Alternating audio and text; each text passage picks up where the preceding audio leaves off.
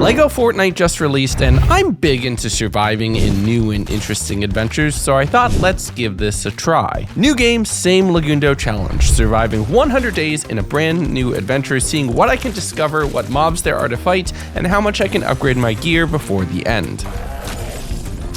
Oh, we gotta run. This is a brand new adventure through a brand new game. There's no looking up anything, and I won't be alone the whole time. The mitochondria is the powerhouse of the cell. I was gonna go with the power of friendship, but okay. So grab yourself some snacks and buckle up. This is 100 days in Lego Fortnite. Okay, here we go. Never thought I'd be here. I spawned into the world with absolutely no expectations and immediately was confronted by a giant pink bear. Oh, it's on Ian's. What? That's at F. Who are you? Who am I? My name's Cuddle Team Leader. Nice to meet you. You're Legundo. We should prepare ourselves just in case. Prepare. Given my first mission, I headed out grabbing a little bit of granite and then started doing what I know best. Punch trees. I was able to collect the initial supplies for a campfire, watching that bear just murder a spider with an axe. I should be worried. Grabbing a few more supplies and fighting mobs myself before finding a spot right here at the top of the hill to place down our campfire and start working on our proper settlement. That sounds like what we'd probably want. I then made myself some basic tools at the crafting table, heading out for more resources and figuring out that you collect things slightly differently in this game. I won't kill you. Ooh, you give me milk. Also, I'm pretty sure this cow. Okay, chicken. Once it started raining for the night, I figured I'd probably want shelter. As you can see in the top left, there's a temperature gauge there, and being in the rain makes me pretty cold. So I started working on building one of the prefab structures, following all of the steps to get a basic idea of how everything works. We'll make custom versions of this later, but this is a really good introductory into how everything works with the building, and it is very different than what I'm used to. But to end off the first day, I put down a town square, which formally marked this location as my first settlement in the world, and threw down a bed, but unfortunately, you can't sleep away the night. I spoke with a few of my villagers, just spent some time checking through menus. By the time that was over, the sun had risen and we're on to day 2. And I started the day by chasing a giant glowing butterfly. I swear I didn't eat any of those mushrooms, okay? But I followed it off to a llama, and okay, I know Fortnite, there's probably stuff inside. The only problem was I was attacked by a wolf, and these things are actually somewhat dangerous. The first hit cost me half of my health, and I'm only rocking an axe, which it says I can use for self-defense, but oh boy, is it not a PvP weapon. Once I was able to finish off the wolf, I went to go whack the piñata, and well, that might have not have been the right call. Oh my god, get back here. In chasing that llama, I was cornered by another wolf, and on top of that, my axe broke, so I had to kill this one with my bare hands. That is not something I want to do again, though. I continued in the direction the llama had gone, passing by a few sheep and running into a desert area that was marked with a bunch of bandits over there with crossbows aimed at my face. I know when I'm not welcome. But absent any weapon and thinking that treasure has probably ran away, I collected a few of the stray resource nodes around the area, hopping in the bed to fully restore my health, and then talking with the Cuddle Team Leader to figure out what I had to do next. And I thought, let's expand out our structure here a little bit. I'm using these very scrappy looking walls to just increase the size of the area, building it out to a 2x1 instead of just the 1x1 mock-up. That evening, I headed out in the night to collect more resources, being accosted by a few skeletons and using my axe to chop them to bits, which is horribly inefficient. I just don't know it yet. I'll get there, I promise. To end off the night though, I did a little bit of building, making a separate structure away from where I had my bed and crafting table, putting down a lumber mill and a little 2x2 platform area that I'm gonna start building on. The following morning though, I am out of almost all of my resources. I headed out for some basic food and ran around grabbing some granite from all of the rocks around, petting chickens to get eggs and then killing chickens to get meat.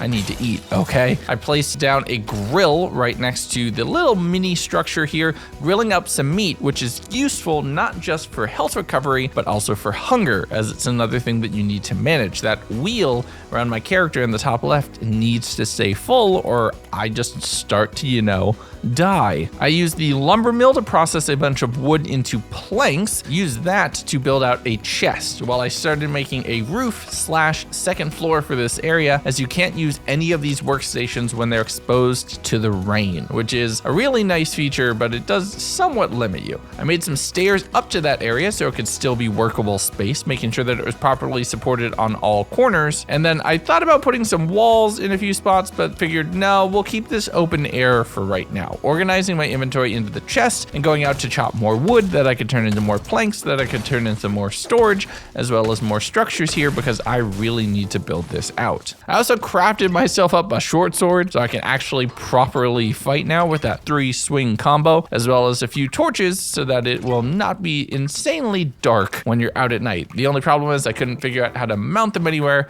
so I just kind of threw them around my base to generally light the area, which is probably a fire hazard, but is the best that I could do, so we're gonna roll with it. I made myself a spinning wheel, and the next morning, I'm following another rainbow butterfly, trying to see where it's gonna lead me to. I'm hoping potentially it's another jackpot, and there was a chest with some different seeds, some silk, and an egg inside. That's probably useful. I was also freezing to death in this area. I'm not sure why. It still seems like the general central biome, but there is cold in render distance, so maybe it bleeds over a little bit. I collected up a bunch of the snowberries that were in this area, which would allow me to make a snowberry shake, which would allow me to fight off the heat, so it looks like I'm gonna need that if I'm going to the desert. Then I got to play around with physics for a bit. Oh wait, can I just break in the walls? Oh, that's sick. But I headed out of the area, grabbing a little bit more granite along the way, taking the silk and starting to convert that into thread on the spinning wheel, which I can then craft up some health charms, which would allow me to increase my max hearts and take a little bit more damage, be a little bit more protected. With that done, I actually wanted to do some more work on the structures, building something a little more custom, so I demolished the second half of that starter structure that I had built, used it to make a few more platforms on the custom structure that I had made. I spent the remainder of the night gathering resources, fighting skeletons, and then I walked over to a giant rock structure and, unbeknownst to me, teleported inside. Wait, what? So once inside the cave, I took some looking around, just trying to see what was here on resources, but I was about to be visited by a brand new mob, which I wasn't sure how to deal with. Oh, my sword broke. Oh, what are you? Oh, ow. Without a sword, I had to use my axe to slowly and painfully chop down the rock crab to get my first shell, which will be an essential crafting ingredient for something a little bit later. There's just straight up dungeons. And by later, I mean now, because the morning of day 5, I realized you can upgrade the crafting bench, and that required 3 shells. So I'm gonna have to fight more of those mobs to get the drops to be able to make better tools. And that's basically the loop of Lego Fortnite. You're constantly heading out and grabbing more and better supplies and upgrading your things, like I just did to the village right here, which would allow me to recruit villagers to live here in the village who can passively complete jobs and gather resources for me. It also unlocked a whole bunch of new building materials, including some new candles, which I was able to put around, replacing the torches that I had around so I could see. I upgraded the village yet again, actually, getting a whole bunch more crafting recipes and being able to make more things, but a lot of it required copper and bright core, and I have no idea how to get that, so we'll get there eventually. I spent some time looking through the myriad of things that had been unlocked, and this is just level 3. I'm barely even an hour, maybe an hour and a half into gameplay right now. This is barely scratching the surface. There's a lot that I get to play with this. But I spent some time processing both some wood and some vines into cord where I could go and make myself a recurve crossbow. Now I can do ranged combat and I'd be able to actually, fight. I made myself a new sword and started following off another butterfly, which led me to a few spiders, which are much easier to dispatch with a proper weapon, as well as another llama who was, I wouldn't say easier, but at least I was capable of doing it this time. Turns out you just pet them, and Lego Fortnite really doesn't want you to kill the mobs and just interact with them, but I'm a Minecrafter. That's not how this works. With my pockets packed with a whole bunch of tools that I had collected from a bunch of different mob drops, I just spent some time digging and getting dirt, like good old-fashioned crafting dirt, which I was able to craft into a few different garden plots. I popped those down and planted a bunch of the seeds that I had been collecting, thinking that it'd allow me to have a passive generation of resources from all of these things. And you know what? Farming is a thing that transcends games, and I'm pretty sure I understand it. I had to spend the night fighting skeletons around the base as they continued to work their way in whenever I was looking at chests or the crafting table or the lumber mill, which was really annoying, but murder solved that problem pretty quickly. It did require a replacement short sword the following day, where with more supplies in hand, I jumped back into the caves to go seek out more of the rock crabs to get more shells. One was right by the entrance, so that is shell number 2 collected, and for the next one, I had to head a little bit deeper in. The skeletons here were wearing safety vests, very clearly doing some sort of illegal mining operation. I'm not sure what they're up to, but I am here to correct the problem and claim this cave for myself.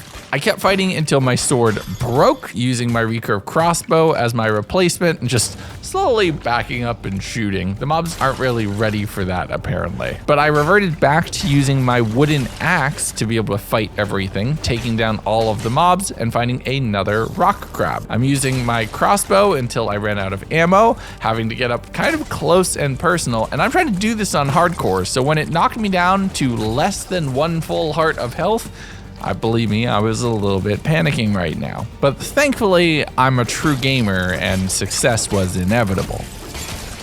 Yes! I jumped out of the cave right now, dropped off all of the pickaxes that I got from the skeletons in the cave that were dropping off. Don't worry, we'll burn that later. Processed a whole bunch of wood into planks and used all of that to upgrade the crafting bench to tier 2, which allowed me to make uncommon versions of both of the tools that I had at my disposal. It also unlocked a new stonebreaker recipe, which would allow me to process stone into refined slabs, which I would need for even higher tier crafting recipes. But before that, we need to figure out how to get knot root and marble, and I think I had a plan. I collected all of the resources from the farming plots, throwing down a chest right here that I could contain and try to organize all of the foods from all of the crafting materials, heading out in the evening just trying to go get more wood that I could process to make myself another sword, as well as some upgraded arrows. I don't have any feathers, but I think I have an idea where I could go get those. And I'm assuming that those materials potentially spawn in the cave. So I made myself one of these map markers that I could highlight the entrance of the cave,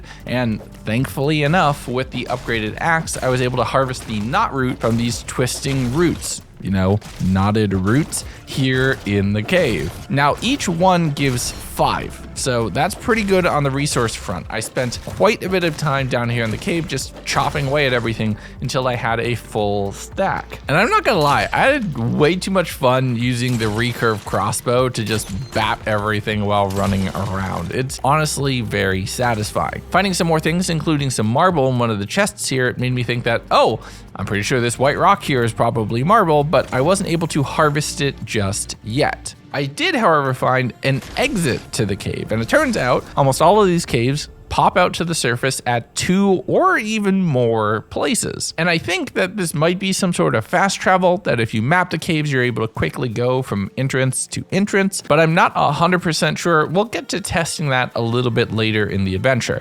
I instead decided to run back in the overworld, breaking my crossbow against a rock crab that was up here on the surface, marking another random cave entrance that I had found, and returning back to the base to process the knotwood into knotwood rods, which would allow me to craft dynamite, Oh boy, that's gonna be fun. As well as a longsword, an upgraded weapon that hopefully is gonna last longer than the short swords do. I also had collected enough shells and marble, thanks to that one lucky chest, to be able to make uncommon health charms, giving me double the hearts that each of my common ones were, meaning that I can double my health yet again. And the new sword is pretty good. It kills skeletons in 2 hits instead of 3, meaning my combat efficiency is just so much better. I spent the remainder of the night doing a little bit of farming and organizing with chests going into the following morning, where I saw a crack in the sky and something falling off to the surface in the distance. So I thought, okay, let's go get that. I went and chopped down a few pumpkins along the way, getting some vines, fighting a wolf with my new upgraded sword, and then also kind of getting jumped by a rock crab at the same time. I was able to clear that, but it was a little bit tricky from time to time, getting to where the loot drop had landed on top of a tree. I chopped that down, it didn't move, apparently it forgot about gravity, so I grabbed my crossbow and shot the balloon, having the items spill out along the floor, and that was pretty satisfying. With everything in my pocket, I spent some time crafting up some additional planks as well as another drawstring, which would allow me to make another crossbow, and then looking into what I can do to build up this structure right here to make it look a little bit better. I had the second floor, but I'm feeling OSHA might come for me at some point in time, so I threw down some plank railings along the entire outside. And while this is just for aesthetics, it is for me, trust me, it also allows you to upgrade the village. You need a certain amount of building within the radius, that white border that you see, in order to upgrade the village to each subsequent level on top of the material requirements. So you can't just speedrun, you have to put structures down and actually build something out. And in that vein, this is a fort at the top of a hill and we're playing Fortnite, so yes, I'm gonna build a giant fort wall around the thing. I used one of the pre-made builds for the gate that I could just throw down here at the top of the wall, and while there's no protection to the left or the right, we have a whole ton of resources we need to gather to be able to do that. It is something, and it gave me enough building material or building points, that once I completed the whole thing, I was on track that once I had the materials, I could level up to the next level for my village. And as it rolled over to day 9, I figured fashion game is the end game, right? Check me out, new skin, who dis? I figure I should finally get something, but this is the coolest thing I could find, and it also works in every game.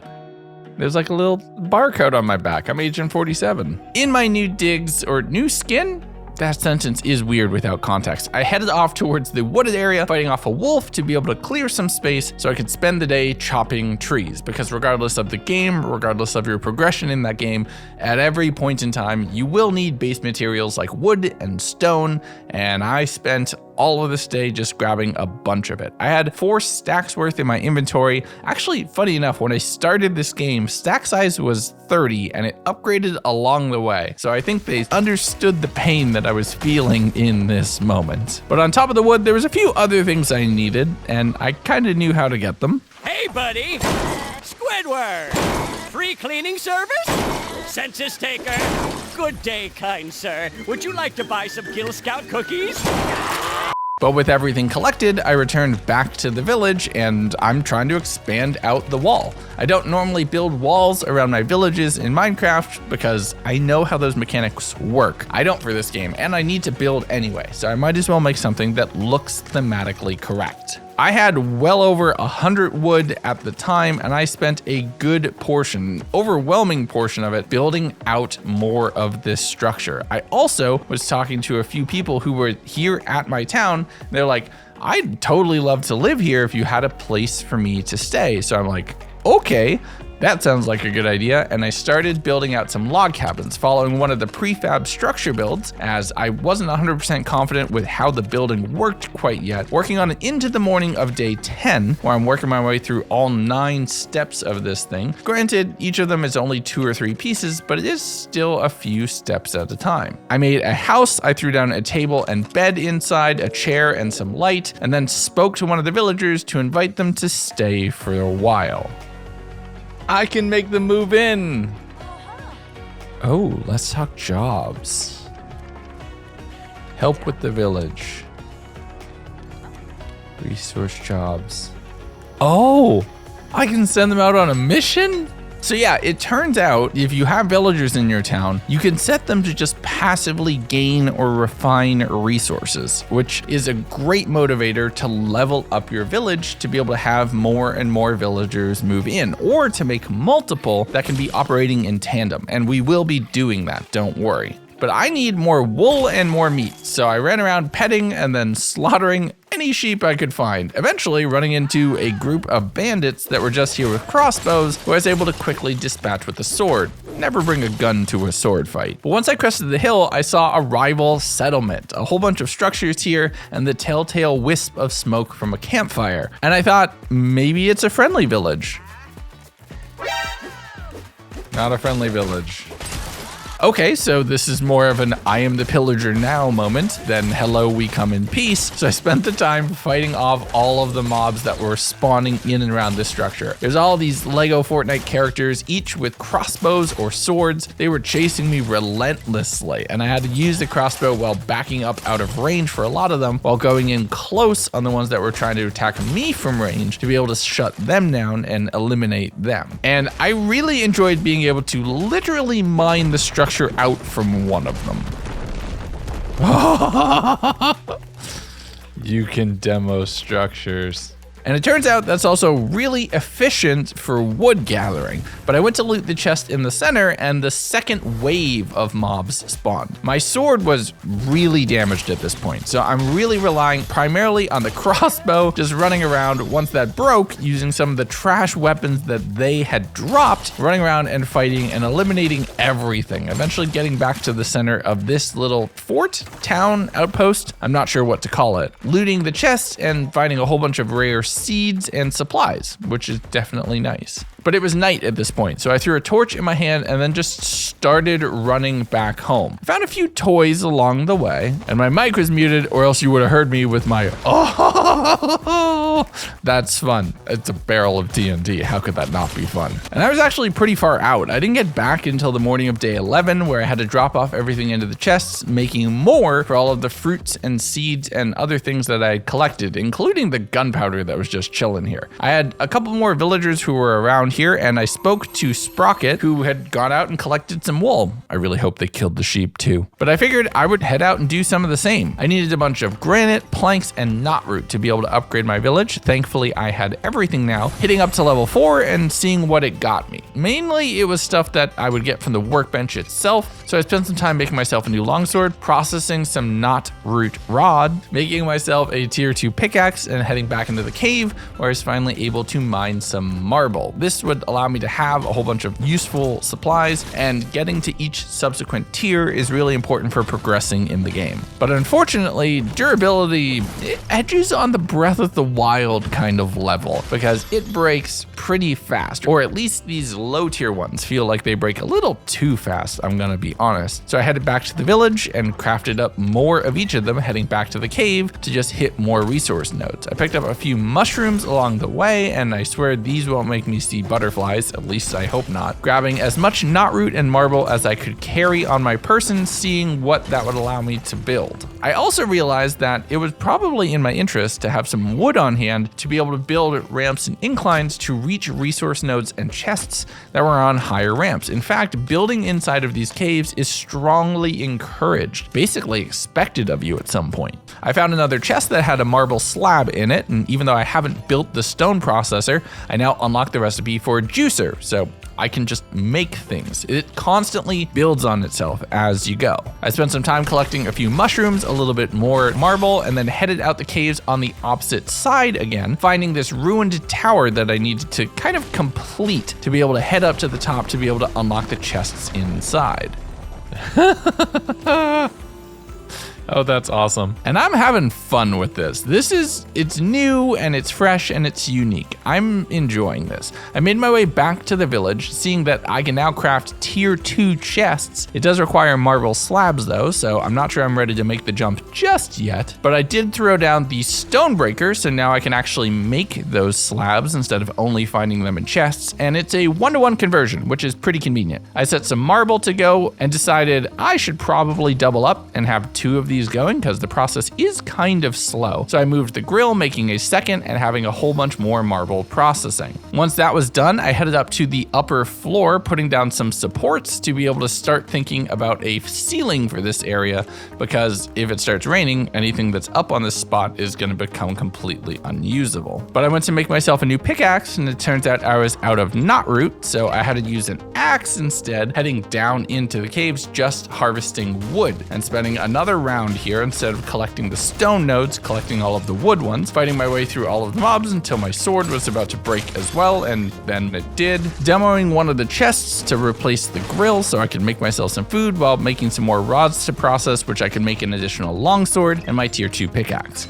On the second floor of the area, I thought, okay, let's make one of those medium tier chests, which is double the size. That definitely feels pretty nice. Throwing down a juicer, which is how I can make the juices that I need to be able to go out into the other zones, especially the desert with the snowberries that I had picked up some 10 days ago. But if I'm going to do that, I should probably level up my resource gathering and the growing of these things so that I could get a lot more passively instead of needing to actively go out and forage. So I spent some time making a little platform, railing it off, and then setting up far more garden plots and a nice chest right here for storage, having everything neatly organized off in the corner of my fort. With all of that done, the first structure went bye-bye, as that was no longer fitting with the theme, and I used the materials to set up some posts on the second floor of the structure that I had built, working on a very rudimentary roof for this. And here's where I learned that the roofs, as far as how far apart they actually are, very particular. And if you're not exactly on a certain number of pips away, it's never gonna line up, regardless of what you do. And there aren't just one block roof segments, it's all angled and sloped at a specific cadence, and it is a little annoying, and you do unlock more pieces later on that can make it better, but oh boy, okay, the roof is not great. This is my very first build with Lego Fortnite. We're gonna just roll with it, okay? I set some more silk and marble to process, breaking all of the chests and upgrading everything to medium tier. This will allow me to store so much more, which is gonna come in handy. I also used all of the shells that I collected in my last run down in the cave to build myself a few more health charms, which would allow me to be fully stacked up with uncommon ones and at the max health for my current tier. And now that I was able to store everything neatly underneath the stairs, I took all of the excess supplies, running that over to the crafting bench and re-upgrading it because I had broken it in the move and that got lost apparently. But I made myself a new round of tools and some arrows so I'd be equipped for a fight, stuffing my face with anything that I could find, making a few more additions to the walls surrounding the castle, and then starting on another one of the builds here, except it was a little messed up, so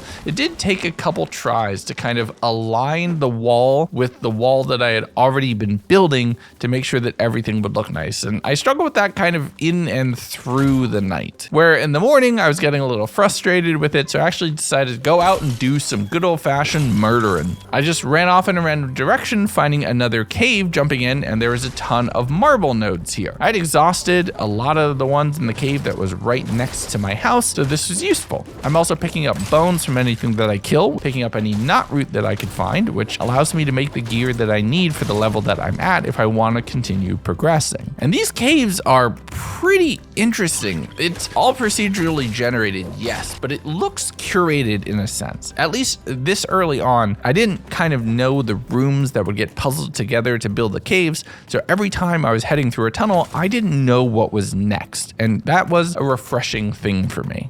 The annoying thing was inventory management, because as you can see, a lot of the stuff was set as stack level 30, which meant you really couldn't carry a lot in the early game, and it really was a struggle to prioritize what I wanted to keep and what I had to let go. But I made my way through the entire cave, collecting everything that I could, seeing a butterfly that would lead me astray, but my sword broke, and I'm thinking, that's probably a combat challenge, that's not a good idea. So I spent the night just using my recurve crossbow, sniping everything I could, running back towards the village, heading in through the gate instead of running around the wall because I'm not an animal, and spending the time banking all of my resources in the chest that I had around the base. It is a bit of chaos right now. It might not be the best organized, but it definitely feels like it makes sense, and I'm still figuring and feeling out how I want this base to look, as you can tell, because I keep insisting on moving things around. The very next morning, I kept that going by upgrading the village again. I had all the supplies, so I figured it was worth it, and I went through all of the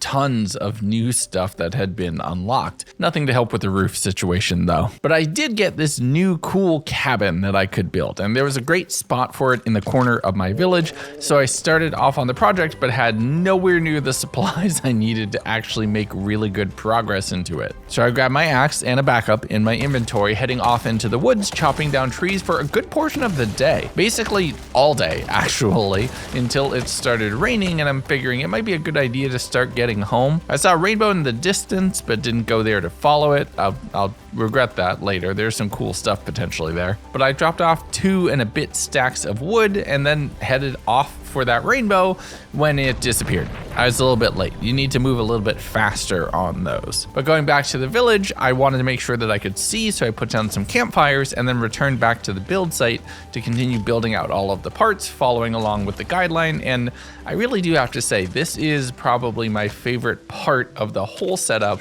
is the fact of this tutorialized building. It's done so well. I kept building into the morning of day 17, where I was fully out of supplies and couldn't really make much more progress, but I did have some planks, so I was able to use that to put down 2 beds inside this house, so I'd be able to invite a whole bunch more villagers. And it was likely they would join because the entire world was going through a massive lightning storm right now, including hitting the house that I was actively working on. I thought, you know what, lightning storm, let's go out to the giant wooden tower and start demolishing that, because that's probably safe. That's a good idea. Maybe not.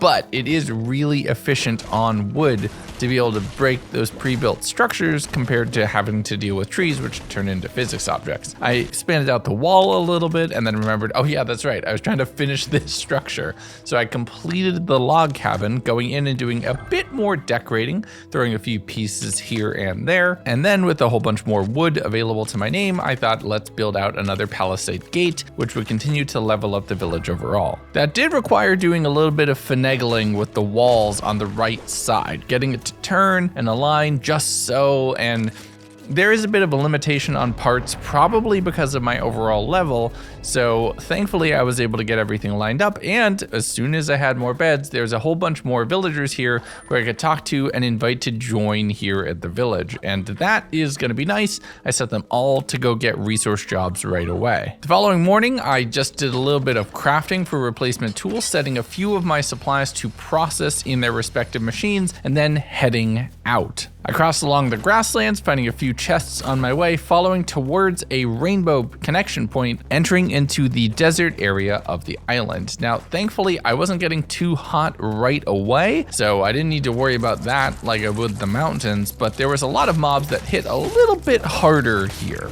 Basically, it's the upgraded sand desert variant of all of the mobs we've fought so far, and their drops are definitely going to be a lot more useful. I made my way all the way to where the rainbow had set up, setting up a very crazy and precarious set of just interlocking floors, getting to this giant dancing pride section, which I didn't know exactly what it was until I accidentally emoted in front of it and had the whole thing finally connect. It dropped a whole bunch of resources, but now it was starting to get a little bit sweltering, probably because it was later in the day. So now I had to worry about heat damage and exhaustion here. I couldn't break the cacti with my axe, which makes me think that is probably another upgrade away. And there's a few other things around that definitely looked useful. These jets that you can jump on that throw you up into the air a little bit, not much I can do with that right now. And thankfully it did start to get later in the day, which meant it was turning towards night, which meant I had to deal with cold instead.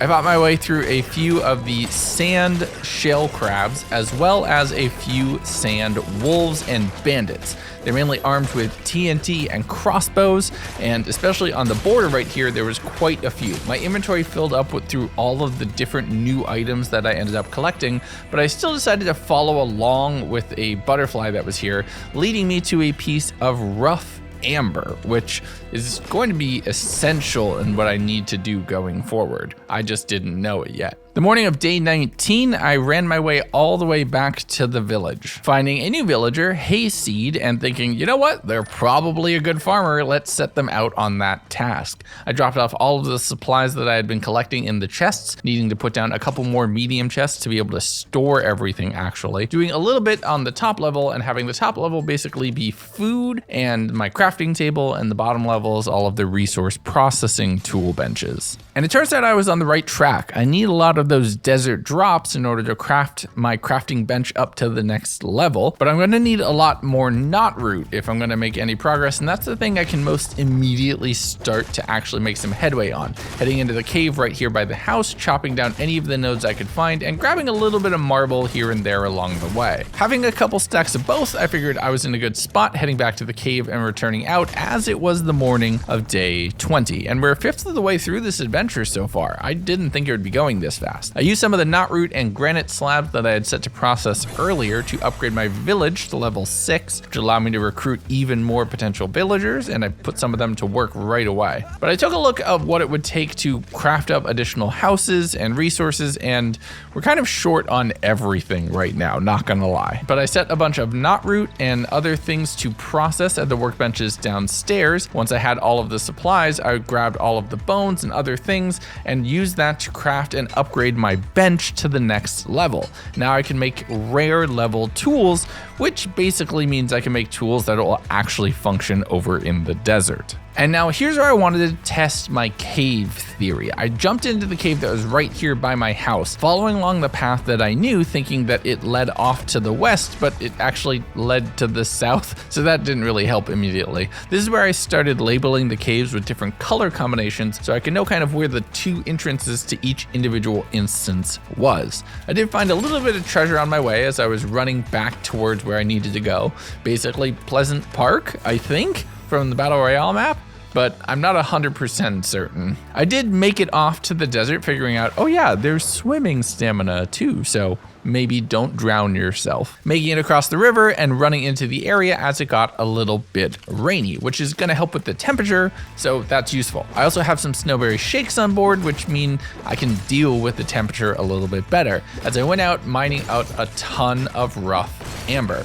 I'm using up my entire pickaxe worth to be able to get as much as I can so I don't have to do repeat trips, and as I got a little bit later into the night, I'm freezing to death here in the desert, so that's probably a little bit of a problem.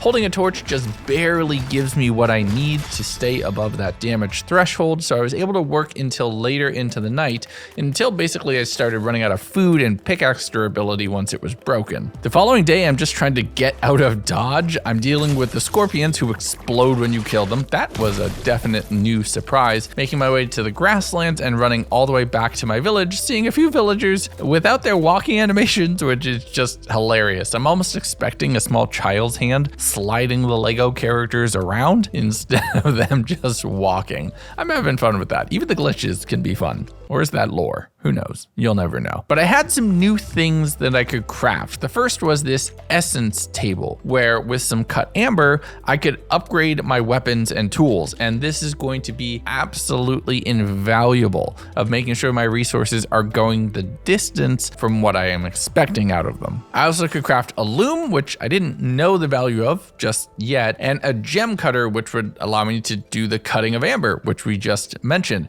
So I set some stone to process, building a few of the additional tools that I would need, and then looking into how I could get these cool new things upgraded. First thing was the gem cutter, where I needed to just kind of unpack a lot of my mob drops, running into the night, finding some new villagers who were here, throwing down another bed, and realizing that I couldn't invite a new villager until I upgraded my village further. It's not just infinite based on beds, you actually have to level up, and there's a hard cap of how many villagers you can recruit. But I added a grain mill to the second floor of my little industrial complex. I don't know what to call it just yet. And using that, I can make flour, and I can also make seeds from all of the fruits that I could find at a little bit of a benefit.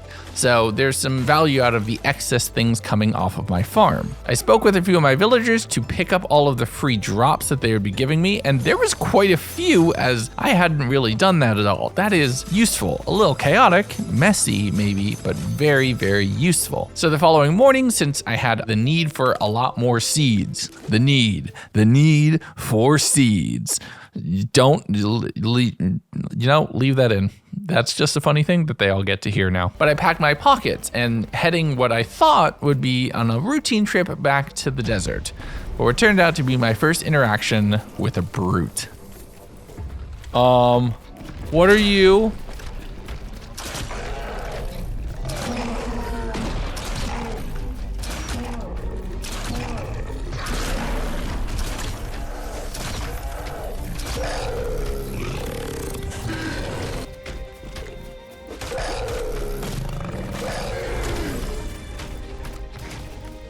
Oh my God.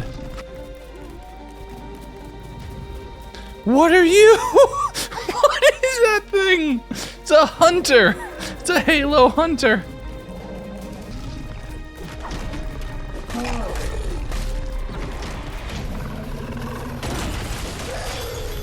It was at this moment that he knew. We're running. It's bad. We're running. It's bad. It's bad. Oh God.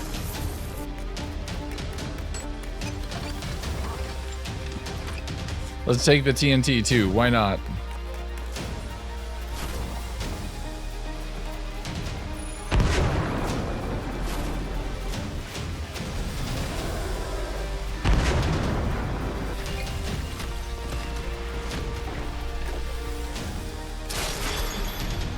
Oh no. I need to make another crossbow.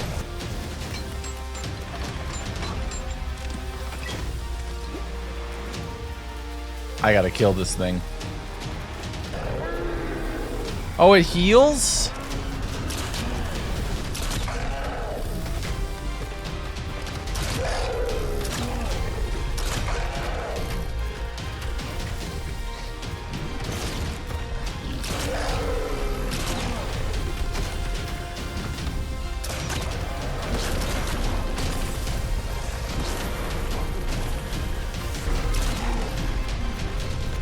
Oh my God.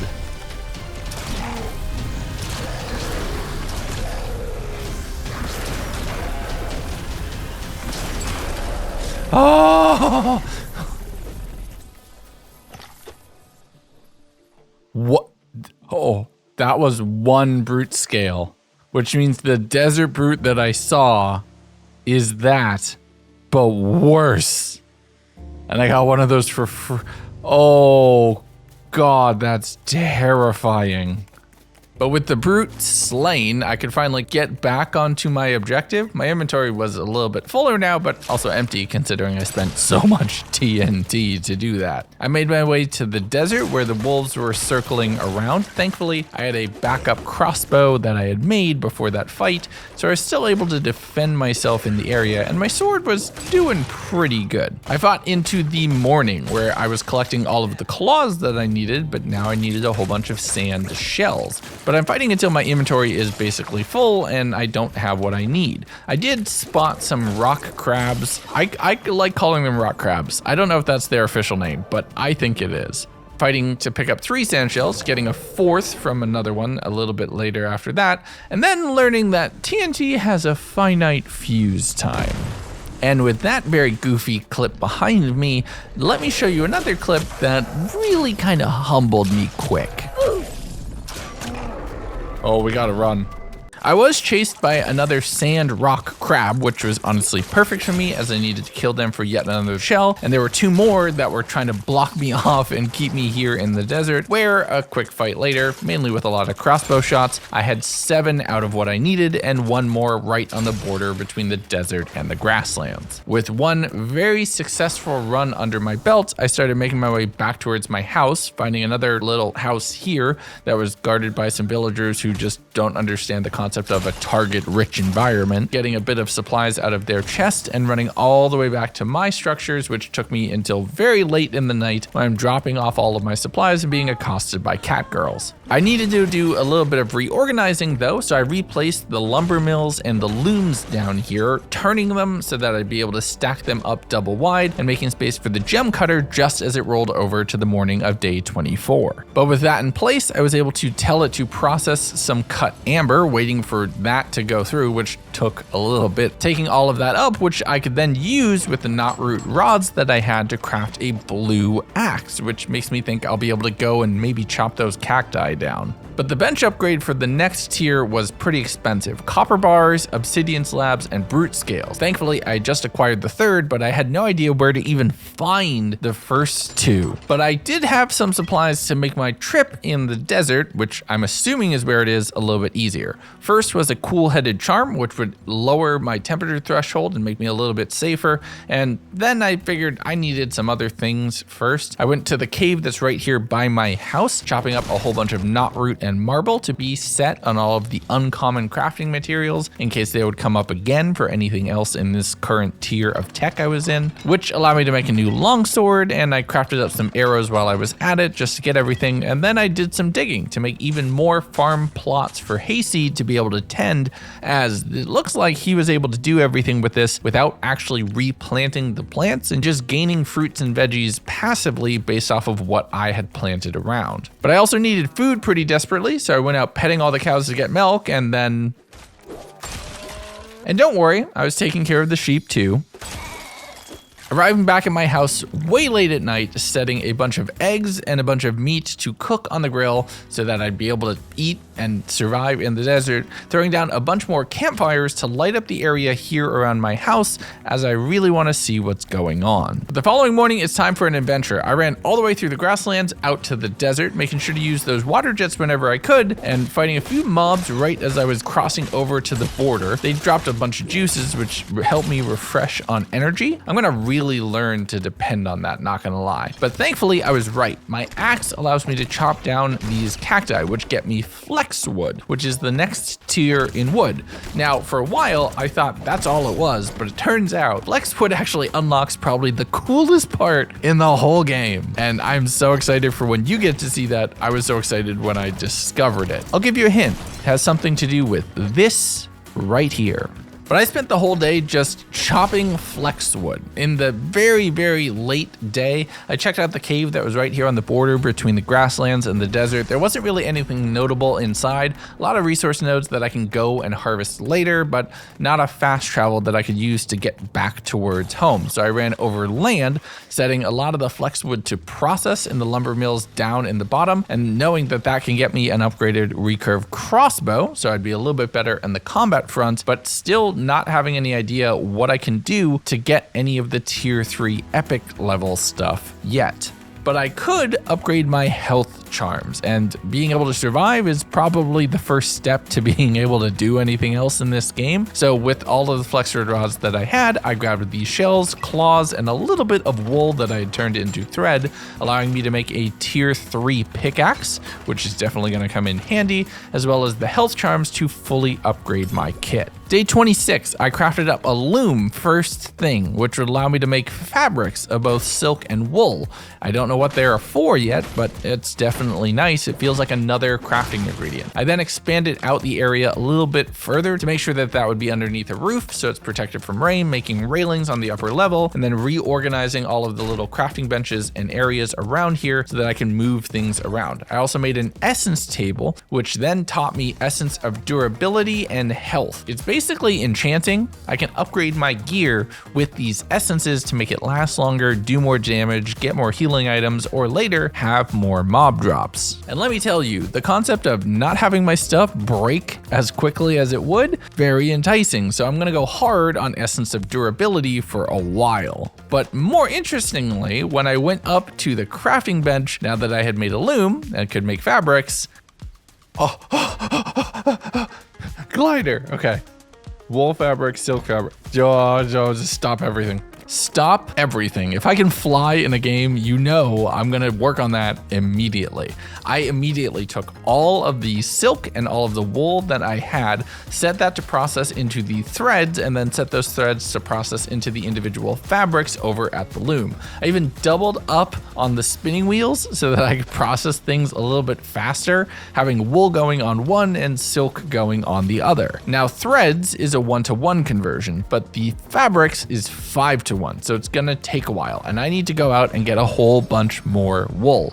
I spent the night basically running around out in the fields trying to find whatever sheep that I could, really only finding skeletons and some combat challenges, and not what I was looking for. We'll have to go get more later. And by later, I mean now, because day 27, I ignored everything else and went out looking for sheep. About halfway through the day though, I did find this cave near the kind of outer ring of what I would consider around my home base, and with my theory that all of these are two-way tunnels, maybe this was the outer exit of a cave that had an entrance a little bit closer and I could use it as a fast travel point. So instead of worrying about fighting anything, I basically ran through this cave going from chest to chest. I didn't mine anything, I didn't fight anything.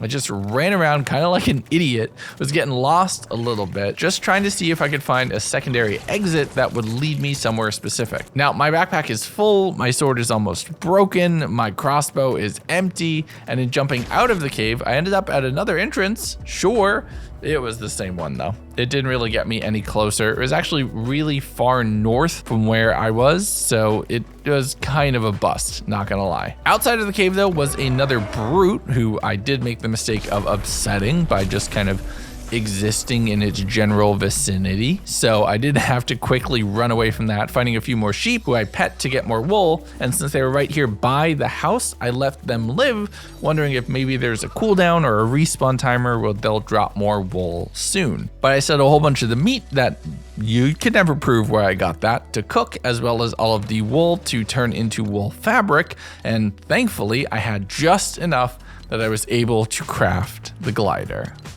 Oh, I can make it. I can make it.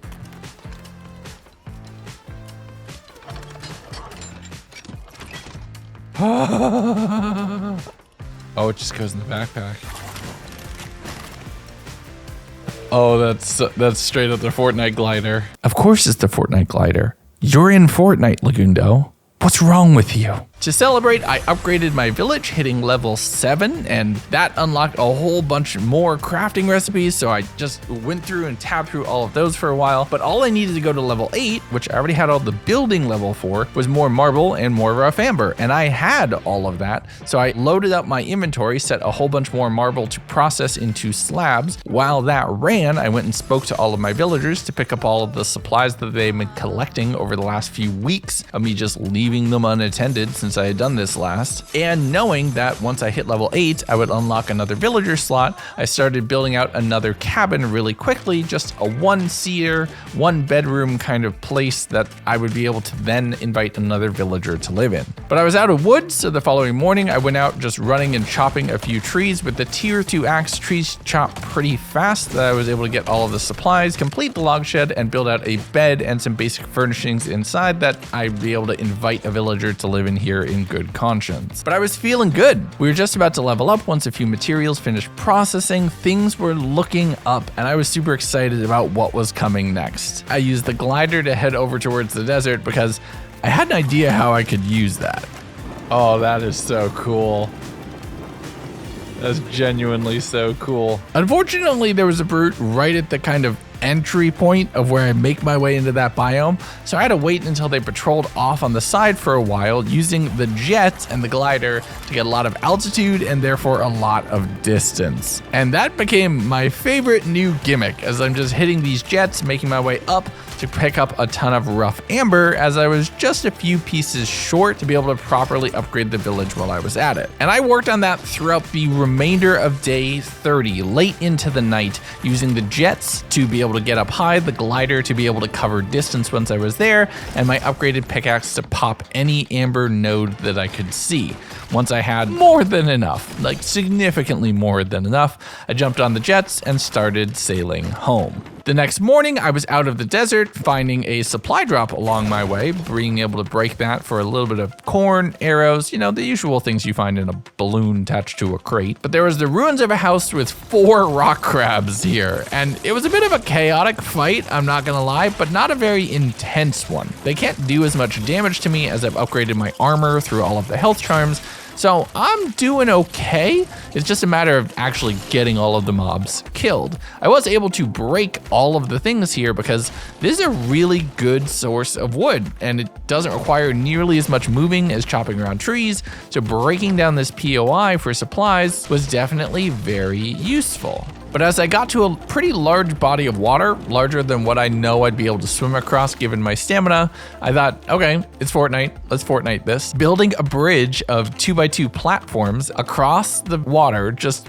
barely above, supported by absolutely nothing, because that's how Legos work, clicking it in that I could just run from one side of the lake to the other. On the way back, I marked out any cave entrances that I saw with perspective colors, thinking I'll go ahead and map those at some point in time later. Making my way into the village with my pockets full and quite a bit to do. I set all of the meat to get grilled so that I'd be able to get better food. I processed some of the amber that I'd be able to convert that to be able to do more things and make myself an upgraded forest axe and built a new pickaxe, which I then immediately started looking into enchanting and what that would take. I was throwing durability essences basically 3 times on anything because, yeah, the durability is a little undertuned. And actually, funny enough, when I logged in the next morning, the durability got buffed for everything. So all of my tools, despite having just made them the previous night in game, they're all showing as pretty decently damaged because durability got like a solid boost across the board. I was playing this right after it launched, so you're gonna see a little bit of jankiness like that throughout the rest of it. But I ended off the day by upgrading my village. That's a major accomplishment. The following morning, I was talking to Sky, my brand newest villager, who I invited to join in and sent them off with the same resource collection task as everybody else. Once I cleared all of the new indicators in my building palette, I looked to see what it would take to upgrade to level 9. More obsidian was on the menu, and I still didn't really know how to get that. I'm assuming it's off in the desert, given that's where all of my tools seem to be pointing me, and the fact that it also requires flex wood. So I spent a little bit of time processing more materials to be able to make more durability enchants on my tools and weapons so that they'd be able to survive an extended duration out in the desert and an extended expedition going out looking for resources. But with everything fully enchanted, I popped down a new marker here at the cave closest to my house, and we're doing a little bit of a mapping expedition. And the next kind of 2 days are a bit of a mess, I'm not gonna lie, because I spent them in caves, just running around, throwing down these white pillars, which I could do just for a single granite, and there was a ton of granite around here, marking the shortest distance between both entrances of a cave. Once I got to the other side, I would throw down a marker on that side using the same color indicator as I had done at the entrance, basically linking the entrance and exit on my map, thinking it's gotta be fast travel. Why else would they have caves that exit at 2 points if it weren't a shorter distance than going over land? Now, somebody who's an expert at this game, tell me, am I completely just out of my depth? Am I just off my rocker right here? Or am I trying to basically make the caves into the Minecraft nether? I'm not certain, but the mapping expedition was going well. I had several different points around where I saw that 2 caves basically hopscotched over each other to get a little bit further away. And using these helped me actually map out the caves as well as far as resource nodes. Knowing what was respawning, what wasn't, and at what frequency, if at all, these caves would ever reload is something that I needed to learn while I was in the process. And having maps off to the far east as well as the south means I can travel a little bit faster, hopefully, and get to things here quicker. Plus, outside of the caves, I would go ahead and find random POIs like this chest where it was only guarded by a few villagers, which were pretty easy to kill. But it turns out caves don't only go one way, or they don't always only go one way, and one of my caves actually turned out to be a triad of entrances that I could go to depending on which of two really shortest paths I would take, forming a bit of a triangle underground and a bit of a triangle in the overworld, go figure. But with Operation Undermining taking 48 in-game hours to complete, I looted a quick chest that a butterfly told me about and then ran back towards my house, processing a lot of the granite that I had collected and then seeing a giant banana person who I desperately wanted them to join the village, but I didn't have the supplies to upgrade to level 10 and I didn't have the heart to kick anybody else out of the village in order to make room. So unfortunately, Banana Manless, I had a lot of the granite processing into slabs that I could then enchant all of my stuff with Essence of Durability, getting everything fully upgraded and looking into what it would take to be able to go into the next level on a few things. But at this point I had a ton of gear and I didn't want to lose any of it just yet, so I threw down some chests to drop off all of the stuff that I had replaced with the higher tier version, just in case I had a friend come and join me at some point in this 100 days. Hint, hint, I totally do. But it's definitely a game that's in beta because I went to upgrade my crossbow and it said longsword right there, so you're still learning, Lego Fortnite. I believe in you, but this has been fun so far. But once everything was fully enchanted, I needed to do something about this roof, or at least I needed to try. Like I said, it's something I learned kind of in doing this, is that the roof pieces here are all a very specific width. They all go exactly how far they're gonna go, and there's nothing you can do about moving them or making them longer or shorter. So I had to kind of re-bust out and break the roof, building it basically from one side over to the other, and then moving the pillars that I had hoped to connect everything onto over by a few blocks just so everything worked. But in order to finish the ceiling, I needed more granite, and I figured, why don't I go into the caves? There's granite in the caves. I also spent some time just double checking all of my mapping here. I was a little confused by the triangle cave at that point, and going from one cave entrance to the other and popping out and double checking where everything is with editing magic. Don't you just love that transition? But I ran around a little bit just collecting wood and granite that I would need back at home, ending up close to the desert at one point and deciding going in there and getting into a little bit of a shootout.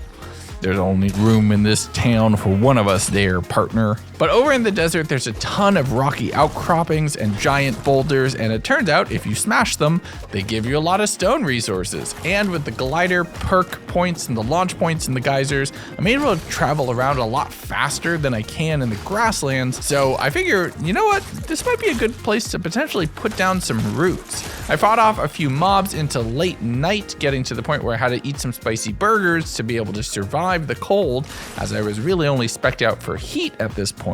Hitting off a few of the jets and finding a very nice, very flat area protected on three sides by giant stone walls. And I had the supplies to burn, and I'm gonna have to do a lot of exploring over here in the desert. So let's put down a second village and get this one going. I marked the corners of the area by putting down campfires just to kind of light everything up, spending some time breaking the nodes that were right here inside of the square to get some basic wood resources as well as flex wood, which is gonna come in handy. One is long-term, one's a little bit more immediate. I'm really hoping that it's not gonna rain in the desert because most video games don't have it rain in the desert. So I'm not building a structure, kind of just a platform, throwing down some foundations, making a crafting table, lumber mill, and some very, very early game stuff.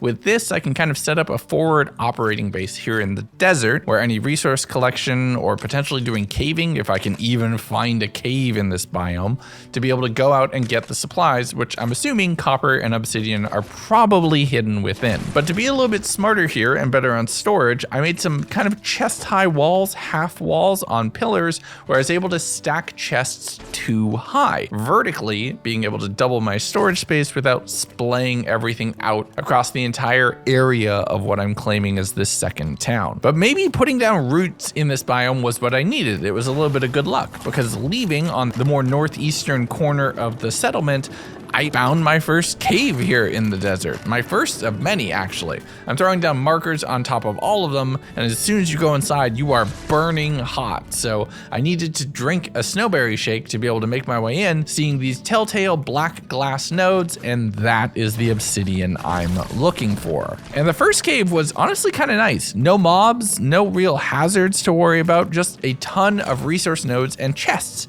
that had a ton of nice things to be able to sit here and collect. collect. There's also a blast core, which is gonna be very useful at some point in the future because I can use that to make myself warmer, which makes me think we're heading over to that mountain at some point in the future as well. I mined up some rubies down in the trough in the middle of this area, also getting some copper from the nodes and a sand brute scale and more blast cores from the chests. These are mob drops that I don't have to fight and is really, really nice to get. I actually ended up getting a ton of dynamite, drawstrings, a lot of loot from here. Mining with my pick until it broke. Even with the durability buffs, they still break pretty quickly, getting just about a stack worth of obsidian before calling it a day. And as I exited the cave the following morning, we reached the coast and the end of the world. I mean, the world might not be infinite, but this is pretty cool. Ow, invisible spider. I was having a moment. Don't take that from me. My poignant moment ruined, I made my way back towards the desert village, banking a lot of the resources here that I wouldn't need immediately and I could potentially use to upgrade this village, as I'm undoubtedly going to have to do, using the jets and my glider to make my way back towards the grasslands, basically following the exact path out to be able to escape back in the shortest distance possible. I made my way back over the bridge, being not so subtle when dealing with the brute right here, deciding to take it on and tempt fate. Now this was the desert variant, which meant it hit harder, it had more health, it could tank my damage a lot more effectively. So I had to be super careful, using up every crossbow shot I had, kiting around and stabbing the mob from the back whenever it really started charging, and rolling underneath its attacks Dark Souls style to be able to get those invincibility frames. And you can see from the time passing in the clip, this fight took a while. It literally went into the night, and it wasn't even the desert variant. It was just the regular one. I don't know why it dropped. It looked like it was skinned as the desert. I got scammed here. I'm not gonna lie, I'm not okay. I'd like to file a formal complaint. I spent the whole rest of the day running back to the house, dropping off a ton of the resources, and immediately upgrading my village to level 9. It felt pretty good until I invited the banana bin to live in my village, and turns out I need level 10. I'm heartbroken. I logged back in the next day to find all of my villagers trapped in some sort of eldritch configuration between a few of my tools and tell me that that's not freaky looking. I broke and replaced one of the lumber mills, freeing them all that they could wander around the village freely, speaking with each of them to pick up all of the supplies that they had been collecting for me over the past few days. After that, I crafted up a new sword, which I'm now able to imbue with the essence of damage thanks to the blast cores and rubies that I found. It basically acts like sharpness, so I threw 2 of those on and 1 durability so it would last a little bit longer. I also tried putting damage on the pickaxe, thinking maybe that'll save me a swing so that I could work a little bit faster, but we'll go into testing that later. I crafted up 2 cool headed charms, mainly because they provided more hearts than my blue regular health charms, but also because it would just protect me from the cold, but also because it would just protect me from the heat and maybe even potentially not even require a shake to go down into the caves in the desert. But I spent the night cooking up more food, making shakes, imbuing more essences onto my tools, and getting fully ready to head back to the desert soon. The next morning, I set some obsidian to be processed in the stonebreaker, picking up the recipe for the Totem of Immortality once I picked up one of the slabs, so that's kind of cool. I would like being immortal. It's a totem of the undying. But I don't know how to refine copper into bars yet. None of the tools that I've used give any indication that they're a smeltery, and I'm thinking there's probably some ingredient that I'm missing before I'm gonna unlock the recipe to make that to be able to make bars. On my way back to the desert, I found another supply drop, which I was able to break, getting a little bit of some decent stuff inside. That brute was once again guarding the entrance to the desert area. I just kind of glided by, running across the bridge and using the jets and the glider to be able to cover a lot more ground. I found some more cave entrances here, and unfortunately, some of them were kind of a bust. I found a lot of these caves that was just a ton of chests and a few resource nodes here and there, but it was all obsidian and copper, and it made me think that I was missing something. This one, though, did have a secret wall that I was able to break down to find some interesting loot. Oh, that's so much more. I marked the caves that didn't really seem to go anywhere with this gray indicator, continuing to work my way around, and now knowing what I'm looking for, being a little bit more cognizant of that, I'm able to try to find more caves. I worked through the night, didn't find anything else, fought a few bandits at a structure here, and then went and fought a few desert wolves over on the beach right at the edge of the world. The following morning, a butterfly led me to another cave entrance, which I'm hoping is promising. I marked it as gray for right now, but I needed to run back to my desert village in order to drop off a few things because I was very short on inventory space. I spent the time upgrading the desert village to level 2 so I could eventually recruit a villager or two here, making some more lumber mills, and then thinking this place probably needs a proper build and a lot more storage if it's going to be viable in any way. But we'll get to that later. I went back out exploring with my inventory now cleared, finding a cave, jumping in, and finally finding something a little bit more active, let's say. Oh, there's lava. Okay.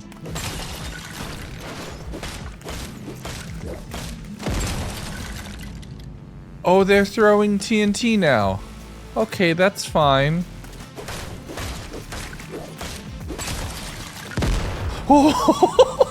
So this is definitely a much more, I don't know, involved version of the cave. Maybe that's a better way to say it. A better generation overall. There's mobs that are actively attacking me, including these volcanic crabs, which drop blast cores. So that's how you would get those without having them be in chests. The TNT skeletons are a little freaky, but it's easy enough to figure out how to dodge around that. But these new nodes right down here by the lava was bright core. And it turns out that's what I needed to unlock the metal smelter recipe. So it was time to get in and do the work. I'm using some different wood floors to go over the lava because I'm not sure if it's, just set on fire a little bit or instant death or near instant death. I'm not certain. And lava is always tricky in video games. You never know what it would be. Using the floors to work my way over, I'm mining up all of the bright core nodes that I possibly can find. Each of them took about 7 or 8 hits, so it was a little bit slow going and it's chewing away at the durability of my pickaxe. But there was also a wall right here that I was able to break down, leading to much more of the cave further in. But I'm having to build a lot more to get to some of the nodes that are embedded into the ceiling of this cave, which is proving a little bit tricky, and finding out that at least the items aren't destroyed when they touch lava, as they just kind of rest on top of it. All right, so it's not exactly what I was expecting, but that's okay. I'd also been very careful to use granite floors until this point, when thinking maybe the lava would burn up a wood floor, but that turns out to not be the case either. I made my way down one of the interior tunnels, seeing this massive lava waterfall, which looks sick, building up ramps on both sides to mine up more of the bright core, finding some rubies as well, which is going to be useful for more essence imbuing. After that, I broke my sword doing some fighting, and it was time to test the lava in this cave. Oh my god. Oh. We have to run. We have to run now.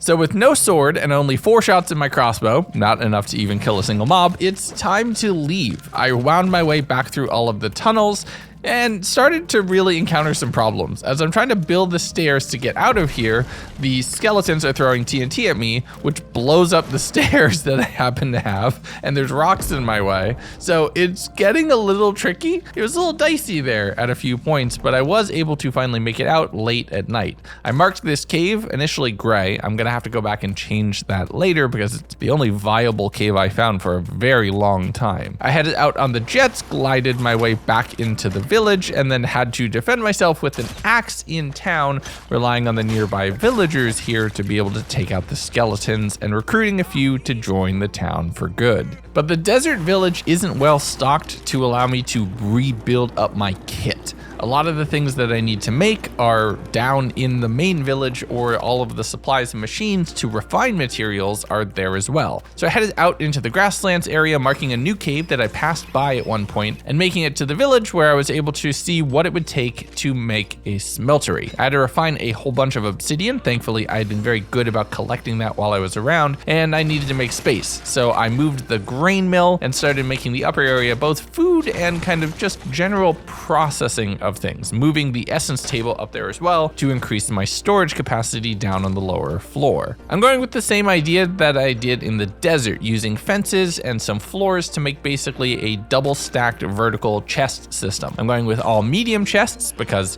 it's time to invest in the upgrade and I'm getting way too much loot for regular ones. And I finally got enough obsidian that I was able to head upstairs and put down the metal smelter, which showed me how to make copper bars.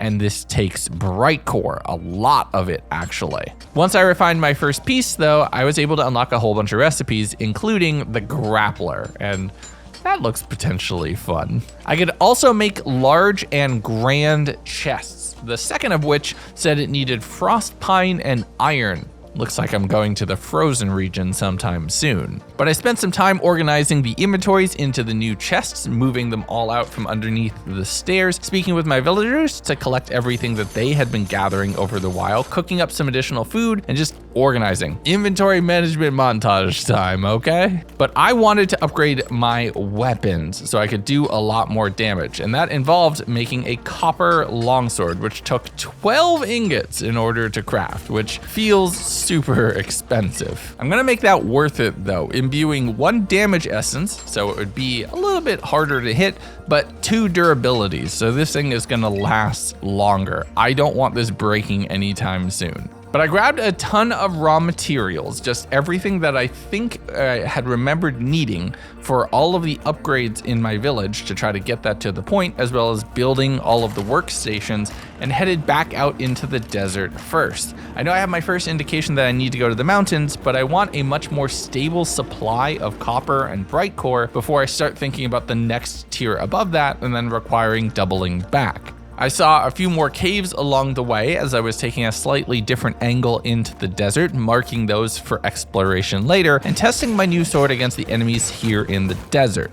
Against the wolves, yeah, it's useful. Against skeletons, you can basically one-shot them, so that's looking a little bit more promising. Once I got to the village though, all my raw materials in hand, turns out I was short on knotroot, and I had forgotten about that step of the train. Well, we're gonna need to go get some more supplies then, I guess. The next morning, I'm gonna have to go out and get some knotroot if I wanna get this village upgraded, but I got distracted by a dancing POI. It was on top of a cave here, and I just staircased my way up to where I could jump down onto the POI and emote to be able to unlock the supplies hidden within. But I'm downing the slap juice so my energy can be refreshing a lot faster, using all of the jets and my glider to make it back out to the grasslands and heading off in a more northerly direction, trying to find an additional cave right around here that I could go explore for knotroot and marble. I found one over a river and near the top of a mountain, which I was able to go in and do a whole bunch of chopping, filling my inventory with both of this uncommon tier raw materials. That's gonna buy me some time and allow me to craft up a lot of the essential workstations back in the desert as well, so I can basically set up a refinery and a forward operating base there, with my main base in the grasslands being where I build everything up to its max tier. The only problem was it was really far out, and I mean I had been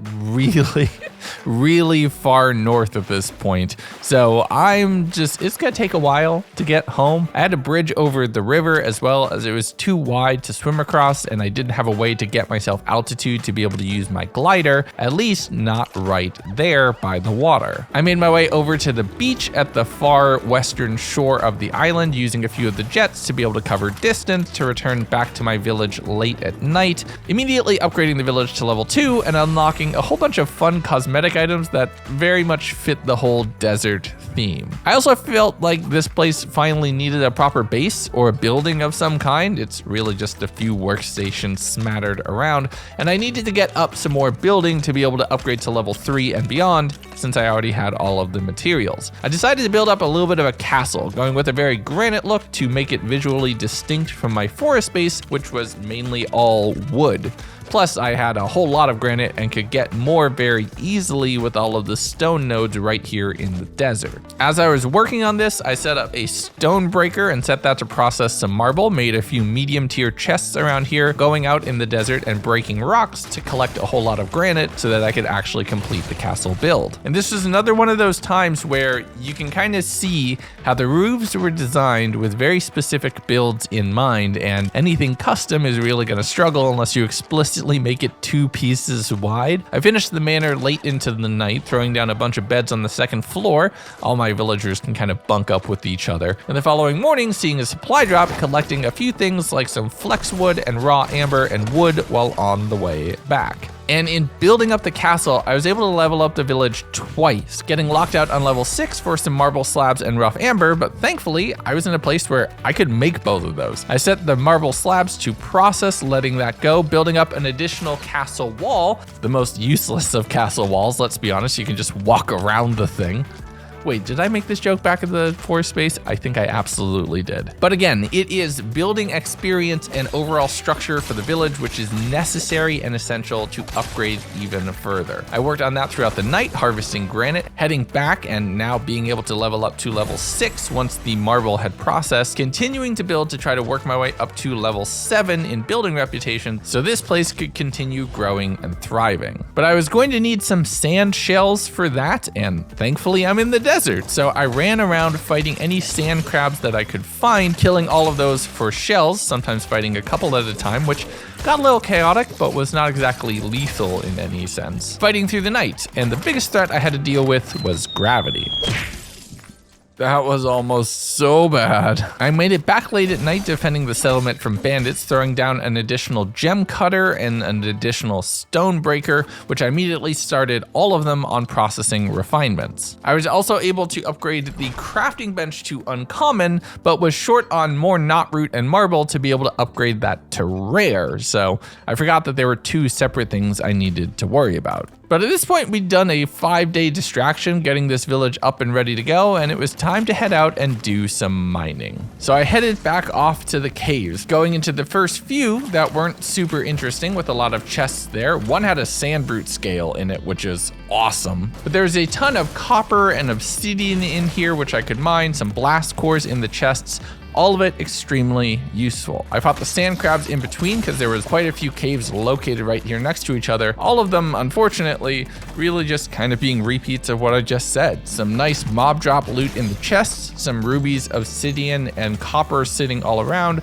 but no bright core, which is the main thing I was bottlenecked on if I wanted to refine anything down into bars. I headed back to the village, setting some marble and knotroot to process because I found some in a chest that I had lost because organization was starting to struggle at this point, I'm not gonna lie. The following morning, getting the crafting bench actually upgraded, as I had collected the sand shells necessary to be able to do that. This would allow me to make the rare tier of pickaxe and axe and sword here in the desert, which is gonna help immensely for my ability to keep this mining run going. We've been in the desert for almost a full week at this point. I made a spare essence table even that I could enchant things, crafting up a pickaxe, some additional chests for storage, and then running to go get some rough amber, which I could combine with some granite to be able to make a pickaxe with all enchantments on it right here in the desert. And I was able to make a full pickaxe with durability enchantment on it and ready to go, heading off to the one viable cave I had found so far and continuing to push further in, finding a lot of bright core nodes up against the wall,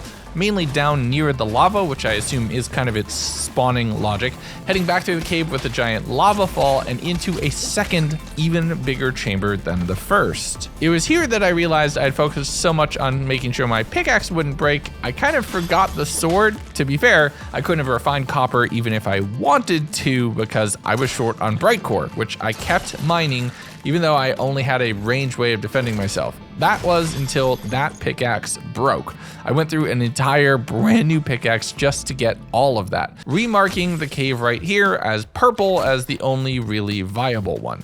On my way back towards the village, I saw a spot where I could get another airdrop, and I didn't want to wait, so I tried shooting the balloon out from under it.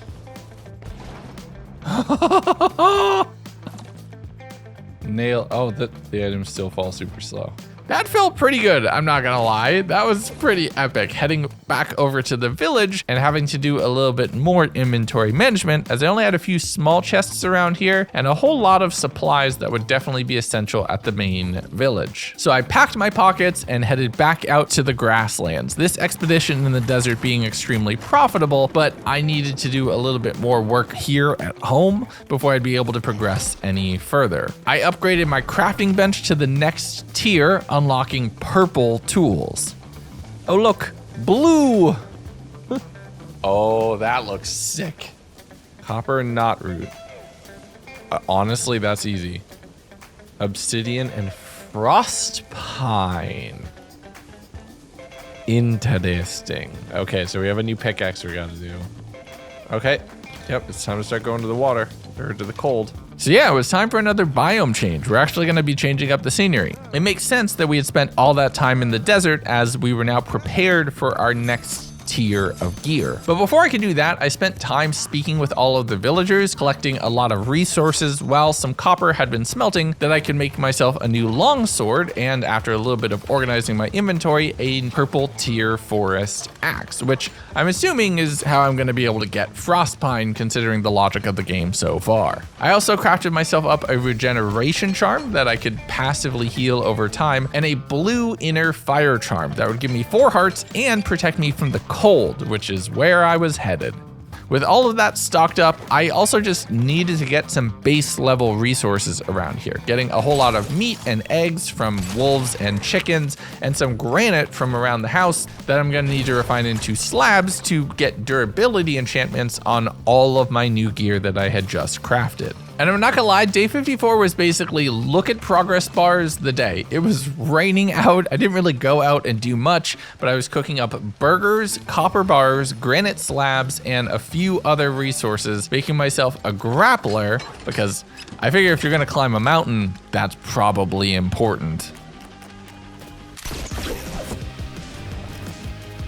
Oh my God. Because it has 30 uses. That's really powerful. Okay. Oh, that solves the mobility problem I was just talking about. But I set some more obsidian to process because that is one of the last things I need to upgrade my village to level 10. A bunch of flexwood and a bunch of obsidian. Turns out the ice plains are basically just bonus rounds and they're not part of the village upgrade path. But as I headed out, the lightning trying to shock me at every turn of the way, I'm looting a few things and with my inner fire charm, able to finally start tweaking and poking at the edges of the frozen area. I started chopping down the first pine looking tree that I could find, getting a whole bunch of frost pine. So there we go, new tier unlocked. Looting a few of the chests that I was finding around, finding some pepper seeds and other things that would come in handy. Once I started pushing into the proper snow though, even with the charm, I was still cold, so I had to eat a spicy burger. And I was introduced to the much higher level of combat challenge in this area compared to everything earlier.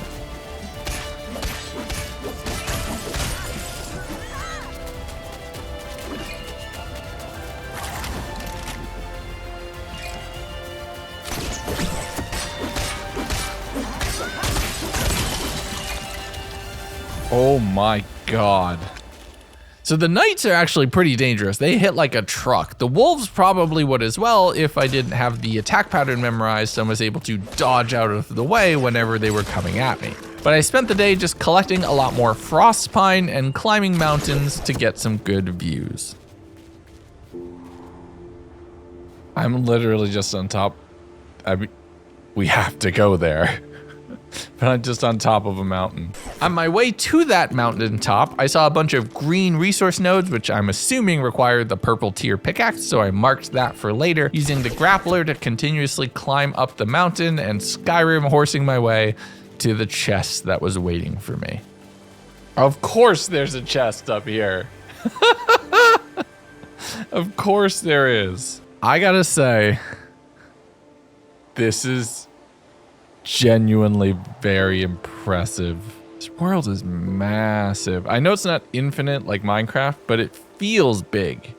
Maybe it's the render distance, maybe it's a few other things. But this feels just so big. I love it. And of course I did the next logical thing, went on top of a mountain, jumping off and paragliding my way down. I tried using some TNT to fight some knights who were nearby because I didn't want to risk the sword hits to the face, but the crossbow actually hit pretty hard as well. I had to dive away down out of range to heal back up, grappling my way back up like Spider-Man and taking out all of the mobs who were around here, looting the chest and being moderately rewarded for my effort. But I spent the rest of the day just grabbing a ton of frostpine, killing any Arctic wolves that I would find, and dodging a few once my sword was starting to take a little bit too much damage. Heading back into the grasslands area, finding another brute that was chilling over here by the trees. And I was feeling really good, so let's do another boss fight.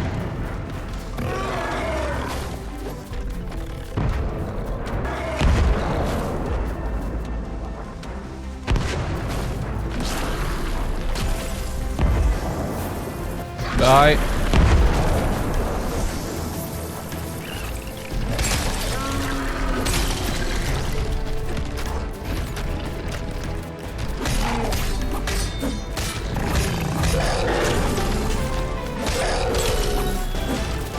Yeah. You remember when we were scared of those? Whew, that felt good. But riding the high of a boss fight, I grappled and glided my way home, dropping off several stacks of frostpine and feeling pretty successful. The following morning, I refined a lot of the frostpine into rods, which allowed me to craft the tier 4 pickaxe, but I need some more amber if I want to fully enchant it, and I need some more copper if I'm going to want to build up a new sword. So off we pop, heading back over towards the desert, taking a stopover in a cave to just collect a whole bunch of knot roots that I would have that for supplies later, and mining up a lot of raw amber, which I could then use to be able to enchant the pickaxe so it would last longer. I grabbed some flex wood, some vines, some wood while I was here, just generally turned this into a supply run, spending a good portion of the morning of day 58 filling my inventory fully with flex wood. Later me would really come to appreciate that, but I didn't know how critical that would be to my success of doing some very fun things later. But with my inventory overflowing, I made my way back towards the village, setting a lot of things to process in their respective workbenches, starving a little bit before I was able to cook myself something up, and fully upgrading my village. I'm excited. Level 10! It took some time to go through all of the menus to mark everything as seen, speaking with a lot of my villagers, and being given a whole bunch of new recipes that were unlocked. But with the supplies that I had gathered during the day as it approached evening, I fully enchanted my pickaxe and set out for a little bit more in supplies. Because my sword was critical. There was no way, if I was going to go back into that snow area, that I was going to do that in a very low power state with a low tier sword. So I need a whole bunch more copper bars, which means I need more bright core. I'm once again kind of gated at being able to smelt metals. I headed out into the desert, breaking the sword along the way, so I can't even really fight the desert mobs right now. Picking up a long sword from the desert village, which is the best that I can do, and the damage downgrade is significant. Just look how long it takes me to fight these skeletons and how much extra damage I'm taking because of that. But I mined up a lot of copper that I was seeing along the lava here, fighting my way through and having to really fight through this as I'm burning time throughout all of my snowberry shakes and being able to spend less time here in the area. But I spent all of day 60, all of day 61 just mining bright core. A full 30-40 minute trip in this cave, just trying to head from one point to the next, getting the resources that I essentially need to be able to actually progress. Maybe I just rolled really badly on this seed and this is the only cave that I had found to this point, but bright core seemed to be a massive lock on being able to progress to the higher tiers of things. So I want to make sure that I have enough that could theoretically make it through the rest of this 100 days. On day 62, I emerged being really kind of burned by the sunlight, having to squint, and spent the whole day powering through, heading back home. I wish there was a few caves a little bit closer, but the only viable one that I have found is deep in desert territory, and it takes about half the day to make that journey either direction. I set a whole bunch of the copper to smelt so that I would have enough so I can make myself a longsword and a few other things, which also took a little bit of time for that to all process, but I was able to finally make a sword by the end of the night. I enchanted that with durability and damage so that it would last a little bit longer, spending another round talking to all of my villagers and collecting all of the things that they had gathered, setting that back into the chests to be dropped off and sorted. I also finally had the supplies to make myself an oven, and I wanted to invest the copper and obsidian into doing that, because I'm thinking this is where you get the best foods. Oh, I can make bread now. Okay. Meat pie. Plus 20 hearts. Pizza. Doing a little bit of cooking of that, this is basically my full heal items. Things like steak or berries I can down in the middle of a fight to get myself a little top up and a few hearts, but being able to keep my hunger at maximum is definitely going to depend on these full items that are basically a full meal. Skyrim eating 3 wheels of cheese kind of moment. Oh, I'm hungry, game. I'm hungry, am I? Ooh, they do take a while to eat though.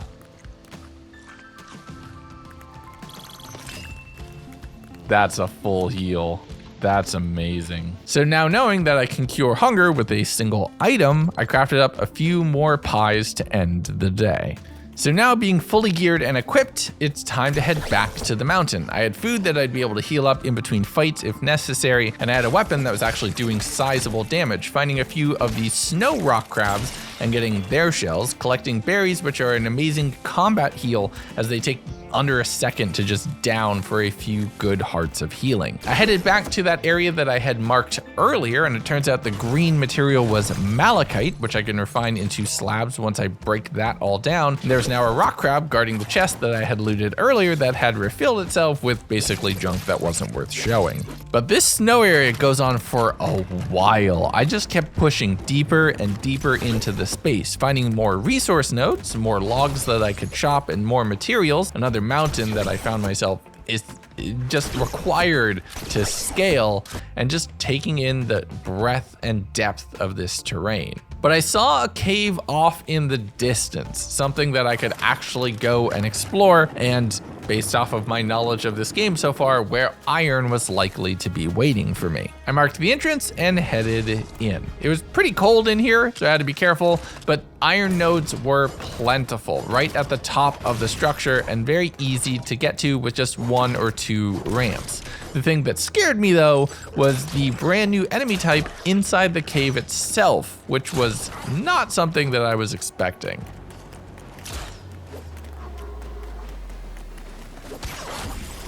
Lord have mercy.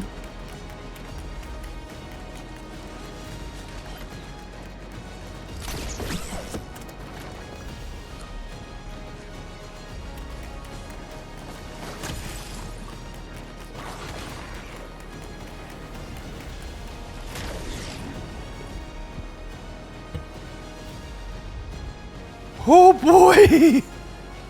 Okay, that's terrifying. That's even above and beyond the winter dogs. That's just like full on some kind of undead doggy. We need a little bit more iron. Please don't be right at the door.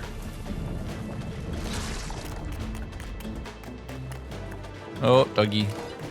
But knowing that I need to push forward and I can't just let some scary, 3/4 of my health take off in one hit kind of mob scare me, I went back in, this time only aggroing one of the wolves, which was pretty essential. You can dodge one enemy's attacks, being able to kite them around, roll out of the way, and get myself my first cursed bone. Now knowing what I needed to do as far as the combat, I was able to take out a second, getting a little bit more iron shortly after that, and some more supplies in a chest that was stored nearby. Once I got to another area though where I just started freezing, despite holding everything, having a burger, the timer must have run out for a few seconds. But right here was 3 cursed wolves, all kind of guarding each other and impossible to kite just one of them at any point in time. I had to very carefully take out the first and then run out of the cave before having to worry about the second, fighting some knights right here and then just booking it.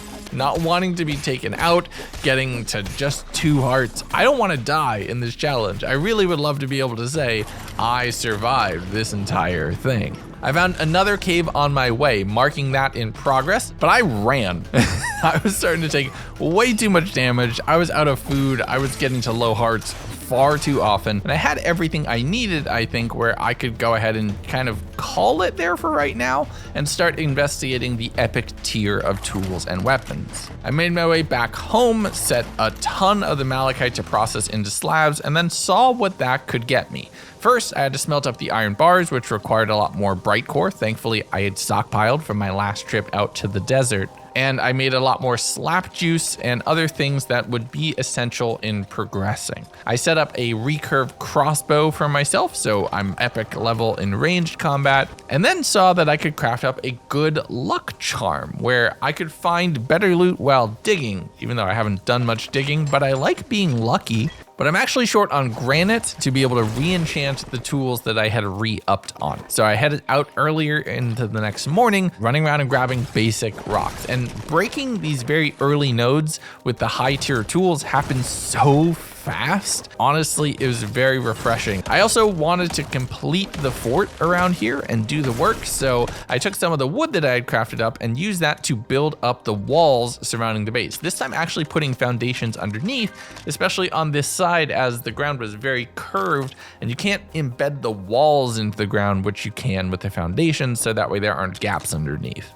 And I was actually off by one. There is no one wide piece for these walls, so you have to kind of be creative, putting some horizontal logs there, and I would never notice that, so I'm betting you wouldn't either if I didn't call it out. But I threw down some campfires around the corners, and the fort was finally complete. Check it out, we're finally finished. Oh, maybe not. Now we're finally finished. It's actually a fort on the top of a hill. It needs way more buildings, but we're getting there. Look at this is so cool. But as I had done all of that, the iron had smelted to allow me to craft an epic level longsword. So I'm finally starting to get fully kitted out. And now since I had sapphires, I could throw the essence of luck onto that as well, meaning that there was a higher chance that mobs would drop additional loot. But I smelted up some copper to be able to craft a second grappler and started crafting up a few more arrows. I just want to be set on basically everything at this point, so I headed back out to the snow biome, running out around the right side of the mountain, marking a cave that I saw here, and finding out that this is a pretty good one. There's a few sections further back in with doggos in there that I was throwing TNT at and killing from up on an elevated position. They thankfully don't know how to navigate chest-high walls, so it allowed me to just snipe them down, run down, and eliminate one at a time, carefully working my way through to only attack and aggro one of them at a time so I wouldn't get overwhelmed. Once there was 3 at the same time, however, I very bravely ran up the stairs and back out of the cave. I'm not risking a death this late in the game. I actually had to log out there, and I found out that your temperature resets on relog, so don't log out in a place that requires food. Just pro tip from me to you, having done this at this point. I went out and took care of a few animals, and then took care of a few animals to be able to have the supplies to craft up some additional food, organizing my inventory, setting a bunch of granite to refine, and then figuring out that I had been blessed with an inventory update. Oh, wait. Oh, that's so good. Wait, so do these go to 50 also? No, they don't. Okay, so not everything. Bones? Yes. My chests are twice as good at storing things. And that's gonna be very useful because I have some plans for something I wanna do. I started crafting out some additional fabrics, both silk and cloth, making myself an additional glider. And you only ever need one glider, so this might be a bit of foreshadowing. As I spent some time crafting up some obsidian, making another set of epic tier loot and getting everything ready to go, I placed down a foundation for a building pattern for a tower, and then very quickly worked my way through a log shed build in the back corner. There I did a little bit of decorating with a sink, a bed, a couch, and a chest right here where I filled with the kit of everything that I had been gathering thus far. I crafted up a little bit of food, put that into the chest as well, and this potentially looks like another player's kit. That's because I was about to finally not be alone in one of these videos. Ooh. Dun, dun, dun. Hey, there you are. So that is Sierra. Say hi, Sierra. Sierra edits a lot of these videos, and considering that this game was marketed as easy drop in, drop out multiplayer, I figured let's bring him into the game blind and give him a few quests and adventures to go through and kind of make him my lackey to be able to carry a lot more inventory when we go and loot a cave. This is a bit of a change up from my 100 days. This is just something fun that I wanted to do, so enjoy a little bit of our fun banter. Welcome to Fort Gundo. Fort Gundo Fortnite? Yeah, Fortnite Gundo. Fort parentheses night Gundo. Gotcha. Can I hit you? No. Hi. Hello. Why am I being swung at? There's no friendly fire. No, I had plans. Okay. The fact that your first instinct was, hey, I'm gonna kill Sierra. You'd get better. Why am I not surprised? You'd get better. Why am I not surprised? Anyway, hi, welcome to the fort. I have a series of quests that I prepared that you will assist with in order to allow me to finish more stuff that I want to do. So this will be fun. Also, hold on, can I? Yes, I can emote on you. There are no cults in Legundo's Tavern? Yes, I can emote on you. Hello. There's no, you don't know how to get out. You don't know how to get, oh wait, no, he knows how to get out. Oh no, all right, get over here. I made you a kit. I made you stuff. Okay. I've made you stuff. This is your hut. This is my place. Okay. Go ahead, check it out. What? I'm scared that it was trapped with TNT or something. That would have been really cool. For the record, chat, everything I know about this experience, I saw in a Fallout Plays video that I watched half of. That's it. I love how this is a video and you still reference chat.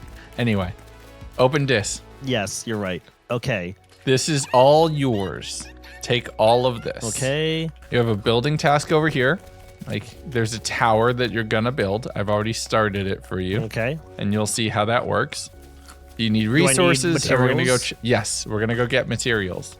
Okay. Don't drink this yet, but take these and just have them in your inventory for later. All right, ready? We're going this way. In a random direction. First objective, Cut down a tree. punch trees. Well, you did give me an axe, so I don't need to punch it, but I feel like I should punch it for the bit. No, punch tree. Use axe. It'll be way faster if you just use the axe. Okay. But the point is a bit. Oh. It doesn't let you? No, you would have to pick up wood on the ground like this right here. Oh, okay. Oh, here, you can. This thing's fun. Ready? Watch this. Woohoo! Hello down there. I have the high ground. Oh no. Oh no, Okay, we're already starting with chop those. down this tree. Any tree specifically? Any or the tree you're specifically. On? Oh, the tree you're on. Sure. All right. All right. So I have wood. Now You're what? gonna need a lot. You need like 100 wood to complete the tower that you have to build. Oh boy. I don't like the rain. Oh, here we go. Problems. I got the spider. I want you to fight this thing.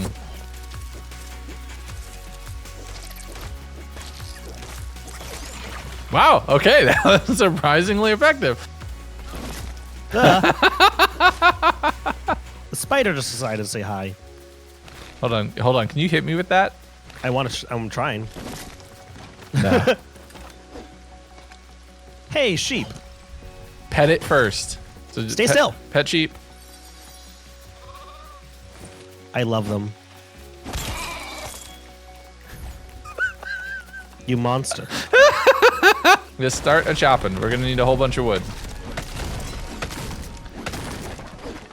I'm just gonna say now. 5 minutes later. You fight the big boy. No, chopping you trees. should fight the wolf. I want you to fight the wolf. I press control out of. I'm guessing this is probably a roll. Yep. No, I'll say it because it's stupid, and I'm going to regret it. But I was expecting you to give me a challenge to fight. Oh yeah, we're getting to there. This is just your level 1 quests. Home. Okay. Boop. There's my first damage instance. Who let skeletons inside your house? They just kind of spawn. Don't worry, the villagers do attack them eventually. Watch this. I love having friends. All right, you have a task. Your second mission. Are you ready? Probably not. Is to complete this tower. This is one of the pre-built things, so you just kind of have to follow along, right? Yeah. And then you'll complete Huzzah! each step. Stage 1 complete. Yep, and then you press Q, and then the next bit of the build is ready for you. Now you Okay. put those pieces in place as well. That's pretty helpful. Yeah, this is a structure that I built entirely by myself, and you can probably tell. I actually had no idea there was a difference. I'm going to be real. The fact like that's so guided is honestly very appreciated. It's like a, hey, here's how you start. Yeah, see, I just needed to put like one little piece of floor right there, and it was just enough that you can walk over the lip now. Not enough resources? Oh, I need planks now. Oh, okay. I'll start some planks processing for you over here. While Sierra worked on his tower, I added a much smaller version over on the other side of the village. A little look at that would allow us to jump over the wall on that side. Then I continued to harass Sierra while he was building, getting everything set up oh so nicely while I tried to be a menace. It will not work from down there. Oh my god, that how do you build? Okay. Okay, it does work from down there. Broke my ankles, don't worry about it. Build complete! Hey! You've Are you ready for unlocked... me to be pedantic? Sure. I'm jumping with the same legs every time, and I wish they swapped. Here, you know what? You've earned this. Here's your quest reward. Hang on. I'm seeing if I will die with 0 step on. Okay, go for it. Remember me! I didn't even take that damage that time. Nope. You're Are you fine. kidding me? I'm disappointed. Woohoo! Isn't that fun? It's fly. I fly. With both of us fully geared, I cooked up a little bit of extra food and just grabbed some supplies because it was time to take advantage of those extra 30 inventory slots and bring Sierra over to the desert so we could go mine up some bright core. Okay, you got everything? Yep. Okay, put a torch in your offhand. So Because it do be night. It do be nighttime. And we're gonna go, and this is where you might experience your first bit of combat challenge. Ready? Okay. Cool. We both messed that up, didn't we? Door. All right, let's go. We're going this way. You can just down it as fast as possible. Oh, Oh, butterfly. what's this? Let's follow it. Come back, friend. They're so pretty and sparkly. They usually lead you to something interesting.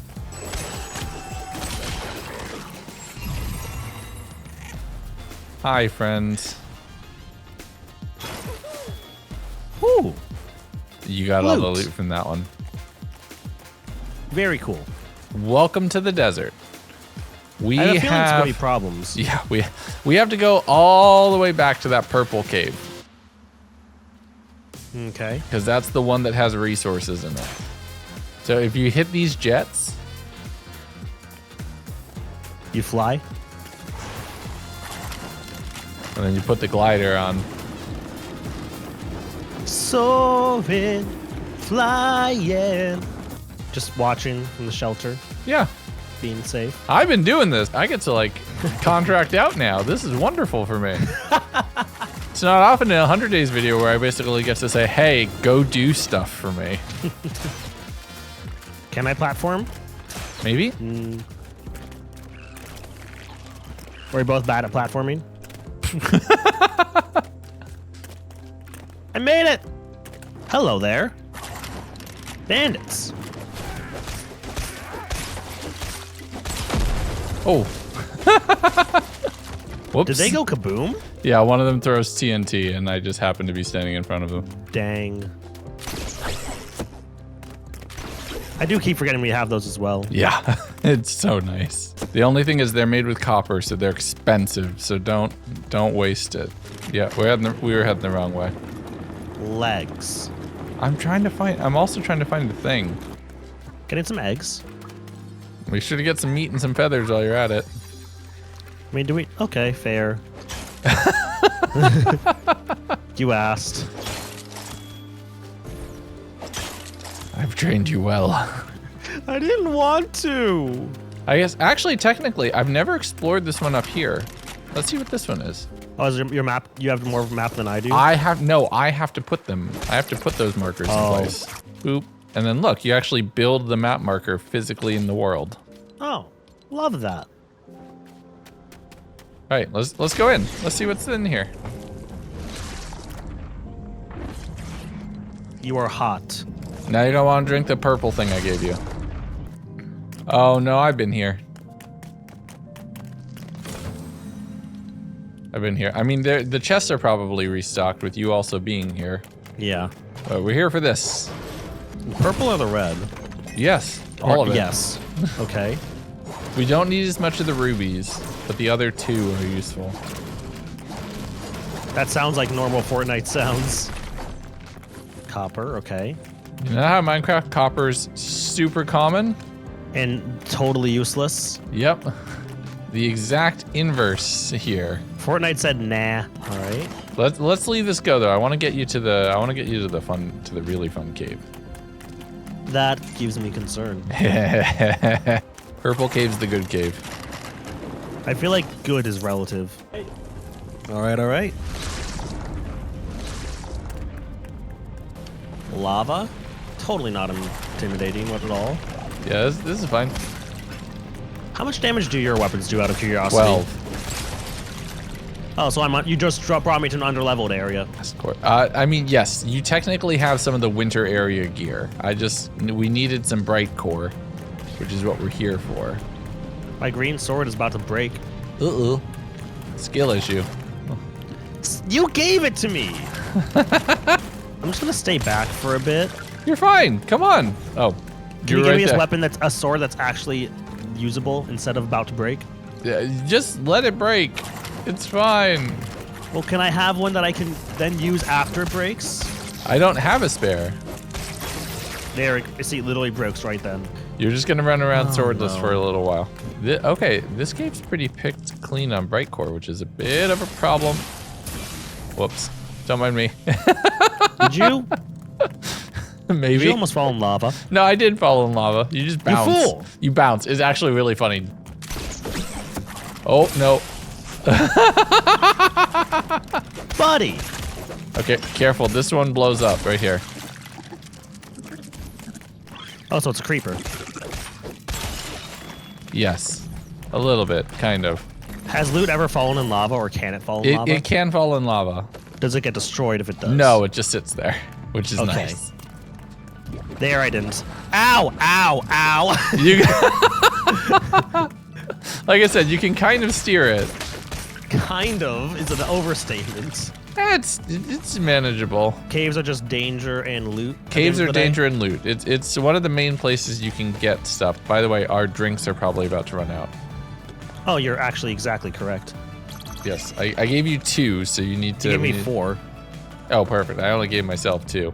Also, I don't know if TNT blows up stuff. I've never tried it before. Let's try it. Well, in the gameplay trailer, it destroys a building. Yeah, it does not do very good on ores. Cost 2 TNT and all it did is save me a couple swings. Oh, there's a bunch of skellies over here. Oh boy. Okay, here, drop down. Or Use the platform. lava jumped. Yeah. Okay, we're gonna need, here, you know what? Why don't we do this? You missed. You so missed.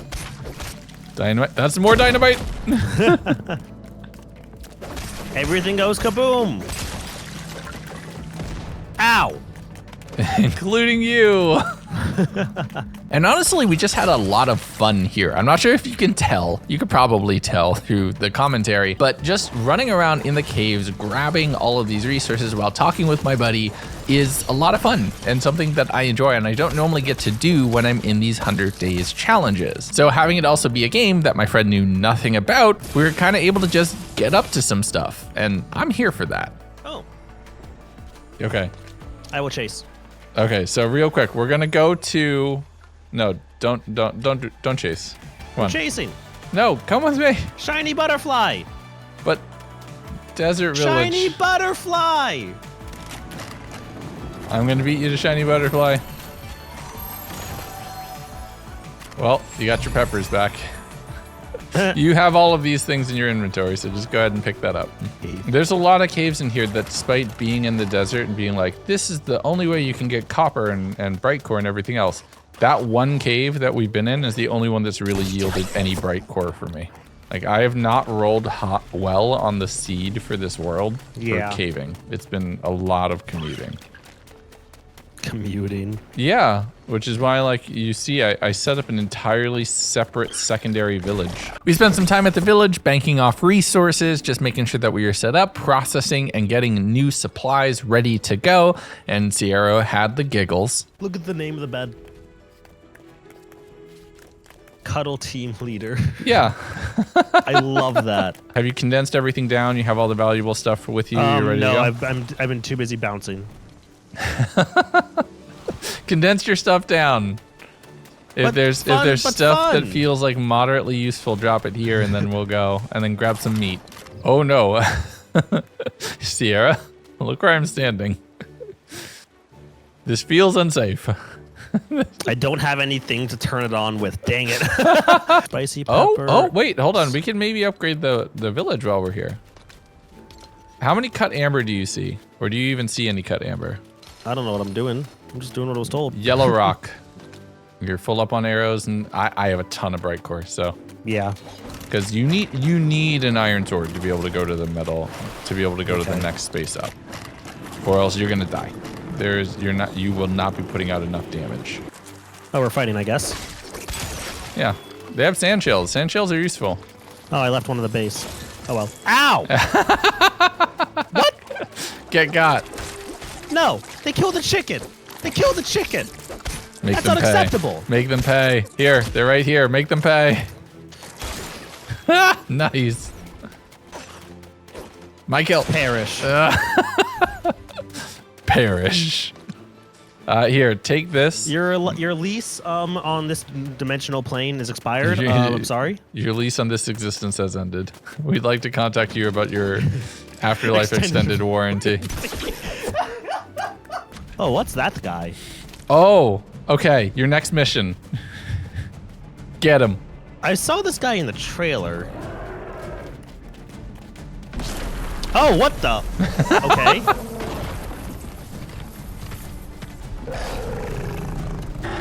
Okay. That is a health bar and a half. That is dynamite. Hi. Are you trying to get me killed? Does that damage you? Actually, no, apparently. Oh, this is perfect then. Keep him right there. It's stun locking. I'm just throwing TNT at him. Ow, that was half of my health.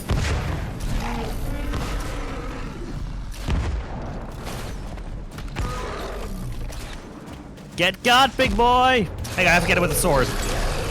Aha! You didn't let me kill it. Sorry, but you helped. That was awesome. Okay. Dang it. The fact that it doesn't okay. This game is too anti-troll. How dare they? It's fun. All right, let's go. We're gonna go to the mountain next. You see that mountain?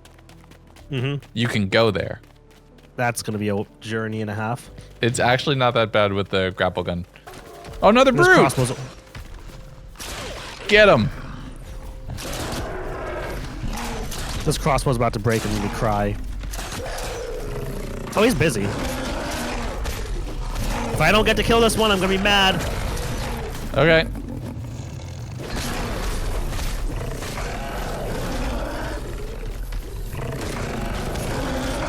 Come on, boy. Can't even hit me. Get him. Sword broke.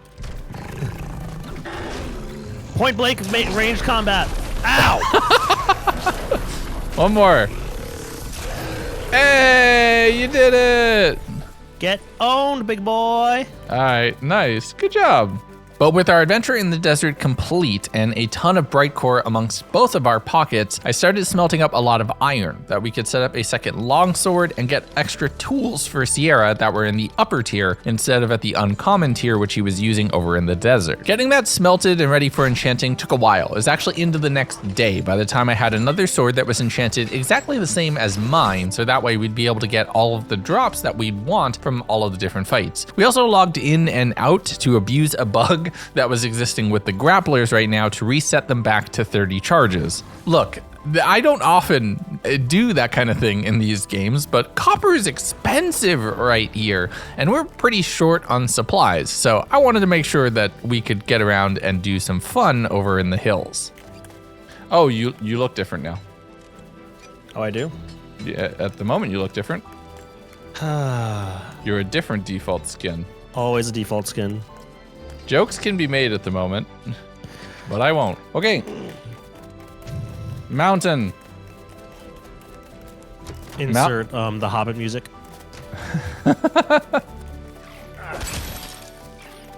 Hey, I'm blowing my nose over here. Yeah, and you're being attacked by spiders. Ooh, let's run to the rainbow. Does the end of the rainbow actually exist? Yes. Dang. It wouldn't hurt to have a little bit of wood supplies. It would insert. Oh my god. The dad cannot be mad at the friend for making the dad jokes. Yes, I can. You haven't earned the right. Because small knives, anything but knives. Okay, emote. I love this. Press B. Emote.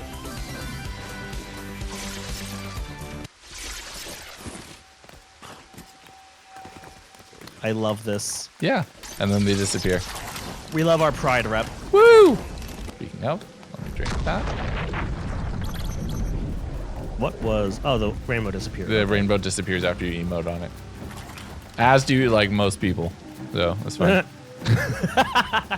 Okay, now you're in the level of your gear, just so you know. So now you're going to start taking realistic damage. Okay. I keep getting cold even though I ate the thing. Wait, really? Yeah. Are you not? Do you It's not just have cold a? resistance? Do you not have a cool-headed charm on? And you have the cold resistance timer currently counting down? Yes. No, it's cool-headed charm, not a not a cool resistance charm. There is a difference. Oh, sorry, the inner fire charm. Do you I do not have that. But okay. You didn't give me one. No, that's on me. So I'm gonna eat one Oh, of the, it's because it's nighttime. snowberries. It's because it's nighttime. You'll be Okay. okay. The snowberries won't stack with it, but it's because it's nighttime. I don't know if going Okay. into this cave is going to be a good idea, but we'll see. Content play. Are you freezing? I'm shivering. You're gonna start taking appropriate level appropriate damage now. Just so you know, buddy. Okay. This is where it starts getting a little scary. We're also gonna fight the undead duggies. Okay. They're only in the caves. They hit like a truck, so get ready for this. Okay. Okay. I don't think I'm taking cold damage. Yeah. But I'm cold.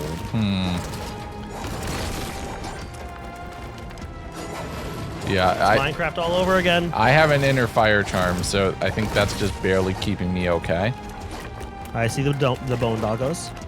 Bone doggies are scary, and they do fight in packs, so Oh, that's 3. Okay. yeah. Okay. That's 4. Back up, buddy. I'm backing up.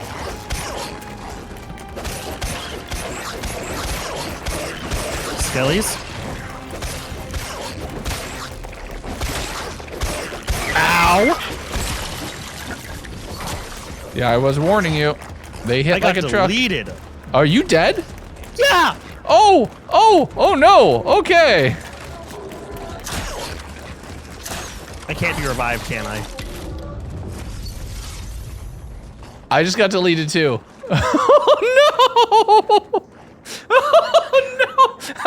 Oh no! Look, okay, Sierra's my friend, but if he gets me killed, that's it. That's straight to jail. No, I'm kidding.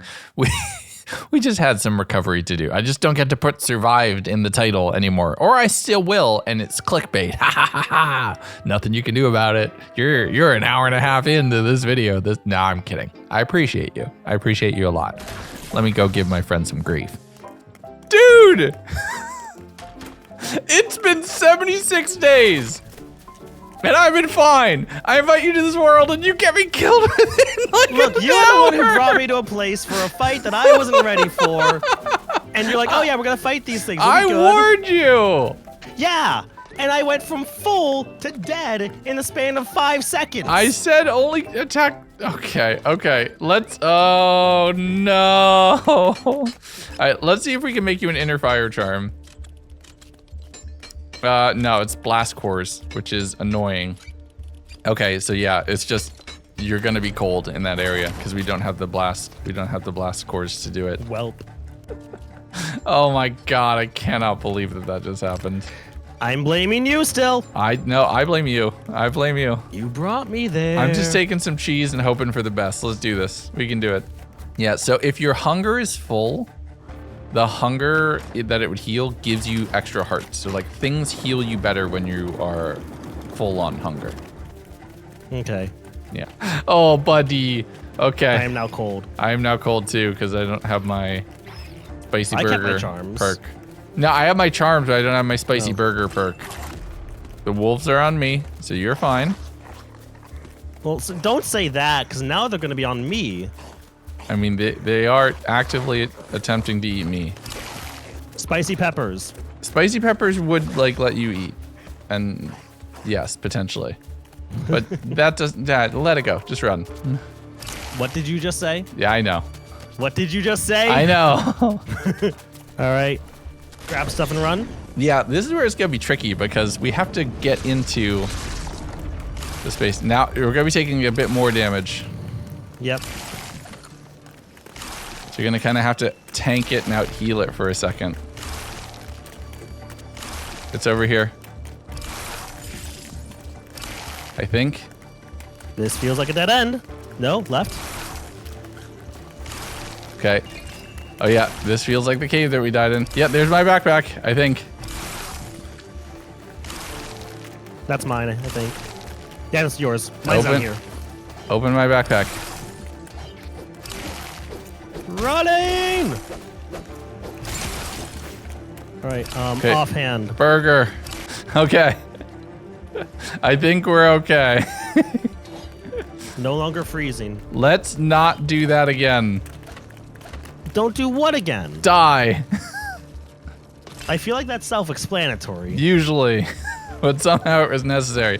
I think I know of a way to deal with Dougies. Do you now? That's one way. I think you just pissed them off. Yeah, let's not be eaten by them again. Just kite. Just roll when they bite. Oh god. Got one. Okay. Okay. Whew. 2. Okay. The problem is when we get attacked by more than one at a time. All right? Yes. So we spent a bit more time in the caves here fighting more of the cursed doggos, running through and pushing to be able to unlock a lot more sapphires as well. And things were going well. Hi ho, hi ho, it's off to work we go. What was the song from Frozen? Hi ho, hi ho, hi ho, hi ho. Strength of 1,000 men. Everything breaks a lot faster, including the stairs underneath your feet when your friend accidentally swings their pickaxe and smashes them out from under you. We're having a blast. We're just enjoying it. We're kiting, trading aggro on the mobs to be able to attack while the other is being attacked and keep each other alive. Don't mind me, I'm just suffering. You'll be fine. The laws of thermodynamics can't stand up to the mere laws The of mere power of mitochondria. friendship. I was gonna go with the power of friendship, but okay. The mitochondria is the powerhouse of the cell. Oh no. And just like that, every student, Everyone that's ever been to school in their life is crying. Those of you who don't get that joke yet, just think of that as a spoiler. Get Stunlock. stunlocked! Stunlock. Hacks. Bully. Okay, we got this. See, here's the thing. It makes me feel that there's something more. Oh, God, that's a face. That's creepy. Huh? That's very creepy to stack in your inventory. And then give me the iron. All my iron? Yeah, I can just stack it into my inventory. Perfect. Oh, my God. I said I have iron. Yeah, I even think more. we're doing okay. All right, let's let that go. But come here. Tell me that this doesn't look like a face. Stand here, look up. Oh, it is. Oh, boy. That's freaky. Don't like that. Yep, let's go. Don't anger the gods. Oh, I'm leaving the cave. I'm cold. Hold on. There's a chest there that I want. And it had a frost brute scale in it. That was the right call. In the cave with literally 0. 3, 2, 1, 0. Wait. I mean, understandable. Yo, the fact that this goes to here? Let's go. Home is that way. This is wild. I was over here before. I was very close to that cave entrance. I was almost in there like a long time ago. Oh, big boy. Big boy, let's get him. After everything we went through. This is nothing.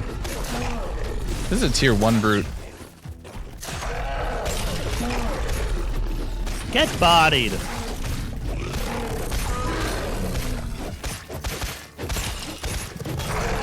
Oh my Light God. work, no reaction. Let me tell you, be completely honest. The first time I fought one of those, it cost everything I had, resource-wise, to be able to kill it. The fact that the two of us just basically nibbled at its ankles for about 30 seconds until it died is hilarious to me. Valid. Okay, come on, Lego. Lego, get it? Cancelled. What? That's what gets me canceled? Oh God, okay. Puns are cancelable now. I'm dead. It's been fun. I'm a Gundo's over party. We're just gonna default dance on you. I see it. Fort Gundo in the distance. Meet you there.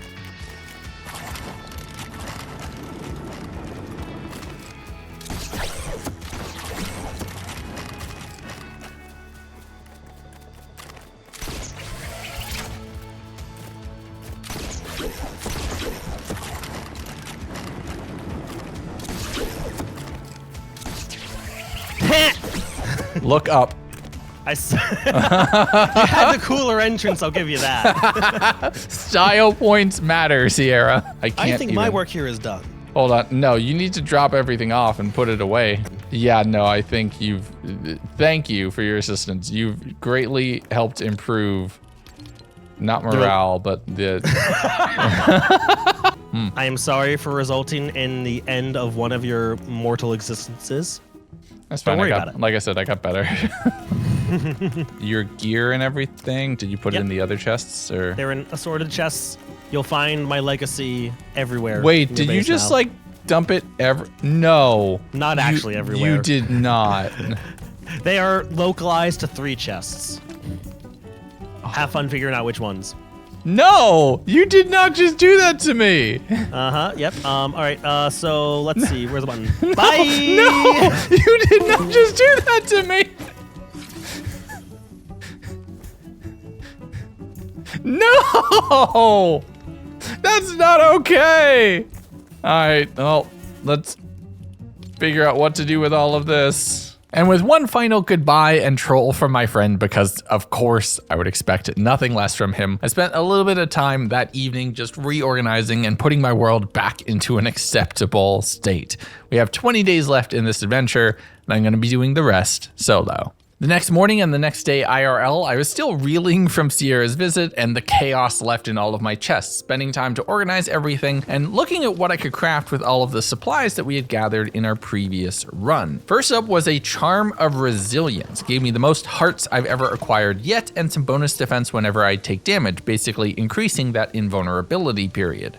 There's a lot more that I could potentially make, but I'm short on blast cores, which is going to send me back to the desert if I'm going to want to make that. So Unfortunately, we have some work to do. I cooked up some additional meat pies and food, took some sapphires and cut them to be able to make a regeneration charm so I could also heal passively over time as well. And I'm feeling pretty good. I have officially more than 1 row of hearts. I'm at 35 armor, and a lot of things are doing significantly less damage to me than they were previously. I crafted up both some burgers and some snowberry shakes with the thought of let's be ready for whatever climate the adventure is about to take me on. I crafted up a brand new pickaxe and fully enchanted it with durabilities, sending myself out off towards the desert in a trip that I had made several times at this point. But I figured let's go in a different direction. We'd almost fully looted the cave that I had seen previously from all of its bright core, which meant that we potentially needed to find a new place to be able to go. I was checking different caves that I saw, most of them just being the small ones with just chests and loot, and just continuing heading south in the desert, exploring new areas and fighting a couple brutes along the way.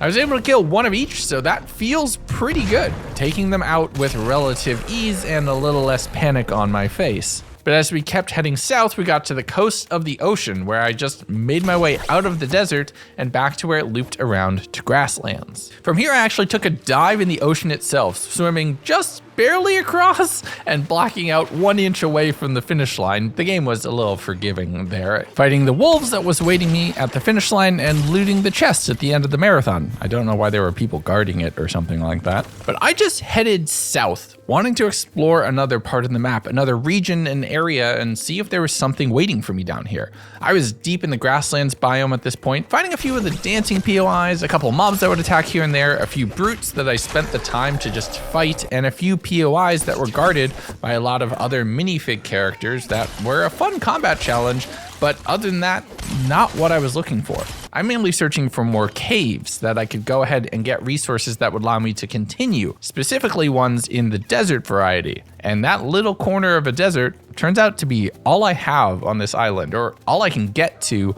in a reasonable amount of time. I spent the entire day just heading south until I started to hit the southernmost coast of my island. And I'm not gonna lie, it took an entire day to run back, which is boring as heck, so we're just gonna skip it, okay? Okay. Day 84, I'm back at the village. I have a completely full inventory, and it's time to process all of those materials. I'm turning all of the silk into thread, as well as all of the wool, smelting up a lot of the metals that I had collected, and re-upping on all of the food. And I figured, I was so excited to see this earlier, let's go ahead and play with some of the toy blocks that I hadn't seen at all previously. The extremely extended trip that I had just taken made me think that maybe there's vehicles that it's expecting you to build, Tears of the Kingdom style, that would make that commute shorter instead of hoofing it for a full 20 minutes in one direction to see basically nothing. So I made myself the most basic of cars, a platform and 4 wheels, pushing it along and doing a little bit of riding on top. The only problem was it was very hard to control, so I strapped a few rockets to the back of it, and then we really got moving. All right, let's see what this does.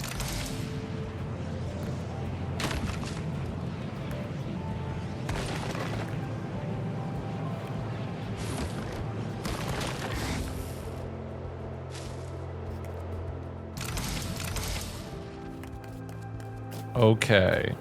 Well, it's off center, so it's only a big circle. Okay, so this is promising. I grabbed a few more rockets, adjusted the engines, tried to put ones where I could go left and right, thinking each switch would potentially activate the item closest to it in some way. But instead, any switch on a platform activates every rocket on the platform. So there's no steering, there's just going. So with the rockets experimented with, let's see what the balloons do. And one on a platform lifts you high up into the stratosphere, actually all the way up to build height, where it just kind of stops. But that's all well and good, but you need to get down if anything's gonna be a viable vehicle. So I threw a bunch of rockets on and turned them on and headed down to the ground at a rapid pace, also known as crashing.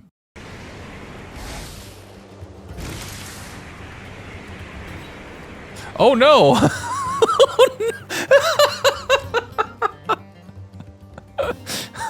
no!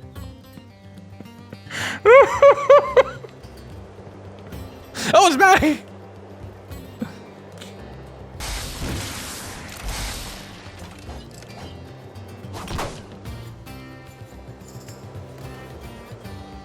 Oh, it's gone.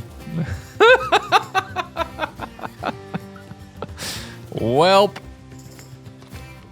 Okay, that's a bunch of silk gone. Vehicles that phase through the planet aside, I thought, let's give that another shot. So I put down a whole bunch of wheels on another thing and thought, okay, what if I take 2 platforms and put them together, put the rocket on 1 platform and just sort of let it steer. The front one actually ended up kind of breaking from the damage that it took from colliding with so many things. But even with only 2 wheels, this one went well. It kind of only goes in the contour of the land. It's impossible to steer. You basically just aim this thing. But it got me to the desert relatively quickly, if at a loss of resources, considering all the flex wood isn't returned after you break a platform. But it potentially works, and if I can set one of these up to go each direction, maybe? But maybe not. It kind of exploded. So I thought, okay, let's try this a different way. Have a platform with a balloon on it that will just fly up and away, and use the glider to be able to cover a lot more distance pretty quickly. And that kind of worked. And it's just there forever now. I'm not gonna lie, I did a lot of sky littering. The next morning, I broke one of my own rules, okay? I never look up tutorials on how to do the challenges that I've made. At least in Minecraft with all the mods, I never watch that. This is a brand new game, and I figured it might make sense to do a tiniest bit of research. So there's a link in the description for an airship design that I wanted to try to build. Basically, you have 2 different platforms, one that controls your rotation and one that controls your acceleration. And in doing that, you're able to then have 2 switches that you can operate independently. I tried building this following the tutorial and doing it, and I'm not sure I got it right. At least I'm pretty sure that I didn't, because once I picked that crate up, it rose exactly how you would expect, but one switch still activated everything. And I think that was probably because I moved it, and maybe now it was like connected in some way, or I did something in the wrong order. So it would spin and move in a very weird curly Q pattern, which was going to be nausea inducing. So I broke the exterior rockets once I was kind of pointed in a vaguely correct direction, and used the other rockets standing directly behind them with no ill side effects to make my way over to the desert in just a few seconds. After that, I tried putting a crate on the thing to sink it, and that didn't go well, and I was able to then break both of the balloons, parking and marking my parking spot for this airship that I could hopefully repair if I make myself a loom over here on the desert side. From there, I jumped into the only viable cave in the desert, heading out for more bright core because I'm short on a lot of things, copper and iron, but also obsidian. I need a lot of this to be able to potentially craft up a new loom here on the desert, and it's going to be essential to have that on both sides if I'm constantly going to have to basically spend and break materials for my airship to actually work, since I can't seem to build a functional one. I was in there for a while until my sword broke, my grappler was almost broke. I had pillars trying to navigate the full cave, but I was not making it out of that easily. Getting out into the overworld the following morning, I had to glide my way back over towards the village because I had some building I needed to do. I actually had to log out and log back in here, which is going to be important in just a second. I crafted up a few things that I knew would be useful, banked some items in my pocket, and then headed over towards my waypoint. I hit up a dancing waypoint on the way, but once I arrived where the airship was supposed to be, it was gone. And I'm assuming maybe because it had crashed, that meant that it was no longer registered or despawned in some way. I had other airships that stayed in the air for forever, so I don't know why this one disappeared. But I thought, okay, let's go ahead and just build a new one, trying to set things up, this time being careful about putting the items down in the correct spot, but I didn't have enough wood rods for multiple balloons, so we had to go lo-fi with this one that wouldn't exactly land and was a little bit kind of slow with just 2 small rockets on the side. I thought, you know what? Overkill is underrated. Let's try throwing a big rocket in the middle, and, well, if it's worth doing, it's worth overdoing. Oh.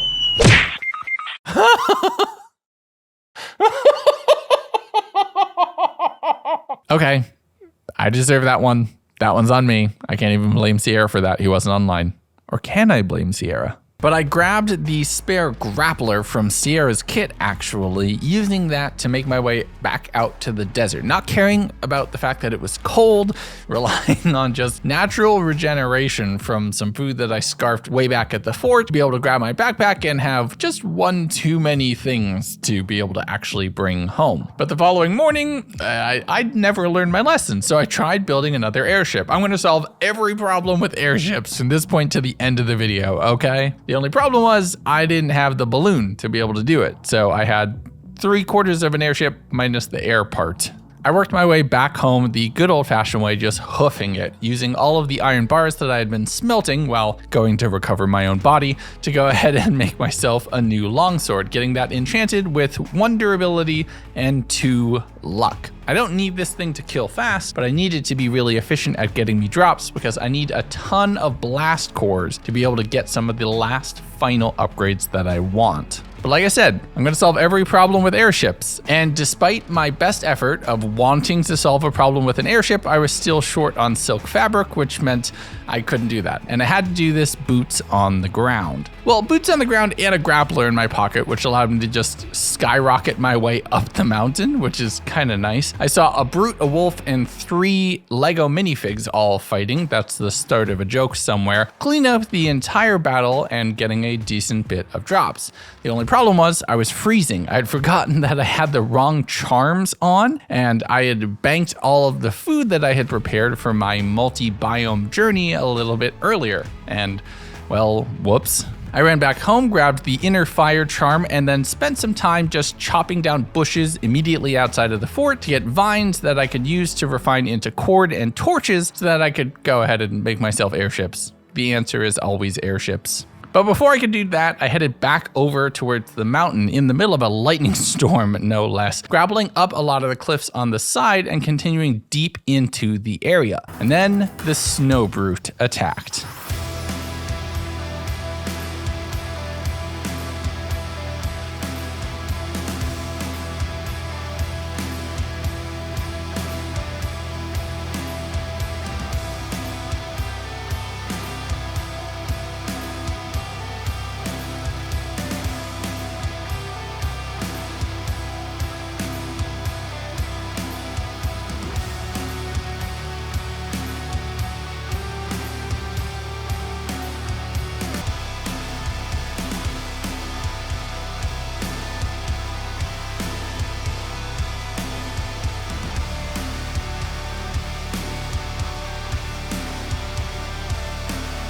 With the brute eliminated, I actually ended up looping back to where I had marked the malachite a few days prior, weeks at this point, having to log out there for a little bit and returning back as we had more adventures to do. I continued up and over the mountain, harvesting a lot more malachite that I had seen on this side, looting any chests that I had found. I'm heading out trying to find another cave where I could find more cursed bones. I'm also trying to focus on killing any snow rock crabs to be able to get more snow shells that I could make the cool headed charm, the purple one. So I'd be at max tier everywhere. I did find a cave, and while it was rich in resource nodes and chests to loot, there was no combat challenge rooms, so there was no mobs spawning in here. And I'm not gonna complain just filling my pocket with iron, getting a bunch of blast powder, drawstrings, and cheese for free. Like I said, I'm not gonna look a gift loot in the mouth, but I am very much looking for mob drops at this point, which means I need to find a fight. But I dropped out of that cave and then decided to kind of just exit out of the frozen area entirely, returning back to the grasslands and back to home base, where the inventory being full is honestly just frustrating. I'm kind of annoyed at it at this point, but I do think I can make this a little bit easier. You see, I have a ton of iron, a ton of it, and a ton of frost pine as well. So, and we're just gonna skip the tier 3 chest and go straight to the tier 4. And doing so is a 50% increase on what we had, meaning chests can now actually contain everything that they're supposed to of a specific category. All of the raw metal into one chest, all of the bones into another, and getting them all lined up and placed just so perfectly meant I could store everything from the entire base by category in each chest. All that's missing right now is a way to label them externally so you can actually know what's inside. wide. And the following morning, it might have been raining, but I was elated. Having an organized base is wonderful. And heading out, I was chopping down some trees to get a few more vines so I could make more cord, so I could work my way up to a few more airships, because the answer is always airships. Breaking down a few ruined structures around here, which is really, really efficient for getting wood. And I could see something up in the sky.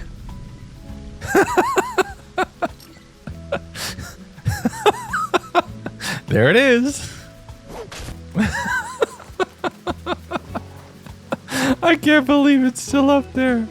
So yeah, like I said, I'm basically leaving litter in the sky. I don't know what you would call that crime, but I am certainly guilty. As long as there's no punishments for it, I'm guilty. If there is a punishment, I'm totally innocent and I'm being framed. But I went out collecting a lot more wood and granite and vines, the low tier resources, but the things that I'd been kind of slacking on as I've been heading out into all of the more diverse biomes recently, that I didn't have the base materials to be able to do a lot more building. Because I want to build before the end of this. I want to build a big grand castle of my own design before I call this 100 days done and this game conquered. You need to truly make it your own before you can say that's true. But I headed up over the walls, scouting around for a potential location, finding this flat patch of ground that's actually pretty close to the village. I'm a little bummed that this won't count as part of the village level increasing, but then again, the village is level 10, so it shouldn't matter anyway. But I'm going with a very castle theme for this. Trying to have an interior castle wall and placing things is a little tricky. I actually realized a little bit later on that the walls over there on the right are off by 1, which I will fix. But that's why this central sort of walkway space wasn't really matching up 100%. And I had to do this kind of piecemeal, moving everything together to get this kind of textured look of where it filters out towards the grass instead of being perfectly flat.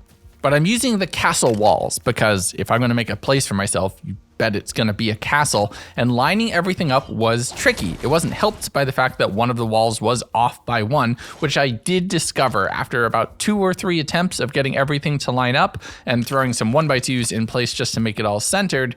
I then figured out what the problem was. But then it was 2 interiors. I threw the crafting bench down, a tub, sink, and toilet, some interior walls with nicer brick finishings that I can have an actual enclosed bathroom, and then heading up to a 2nd floor, throwing down some candles on all of the walls so that the interior would be lit up and potentially mob safe. I had to make my way back over towards the fort to grab food and essential resources that I was kind of lacking.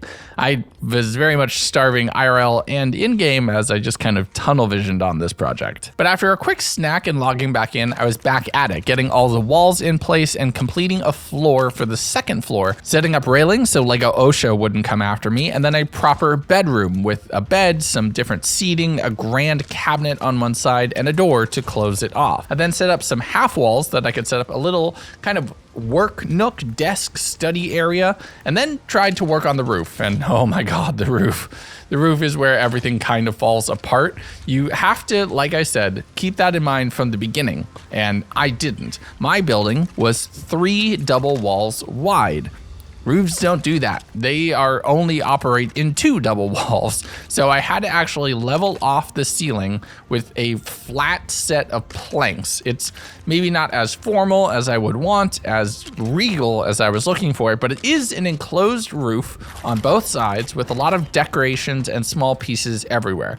Candles and some flower pots and some clutter on the cabinets in the kitchen, a proper place for the workbench, a lumber mill outside so that it's functional, but it also kind of just matches what I'm looking for. I also used some walls to block up the exterior tops around the attic area as best as I could, as there was no half wall window that would 100% do that, and I had to reline up the roof a couple times to get everything just so and placed correctly. With that, some nice little wood railings to give myself a pseudo window on the top, and as I stepped away, it's looking good. And for making something completely of my own, not bad. So by interesting, I'm giving myself one last challenge. I want to get the last purple health trinket that would allow me to be good in all biomes and at max health and hearts. And to do that, we need a ton of blast cores. So I smelted up a lot more frost pine and iron, getting them all set up, making myself a new pickaxe and longsword. And I specifically enchanted the pickaxe for durability and the sword for luck, going triple on that with the hope that it's going to increase mob drops enough that I'm going to get what I'm looking for. I made myself a whole bunch of burgers, a whole bunch of juice, and we're sailing off back towards the desert. I made a very rudimentary airship, very basic, one way, this thing's gonna break before we land, and used that to fly off towards the desert as quickly as I could. I had to change up the structure a little bit to make it more stable, but at one point it did just kind of glitch out.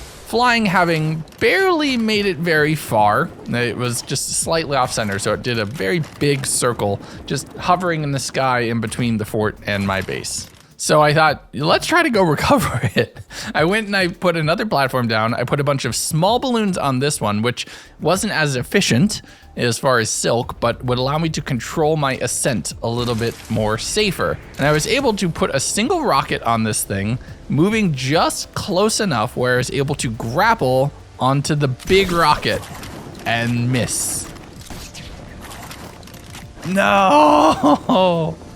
No, now there's two up there. Like I said, sky littering. So I rebuilt this one from scratch, putting down some very simple rockets and a railing and flying my way over to the desert, breaking it to park over here in this biome.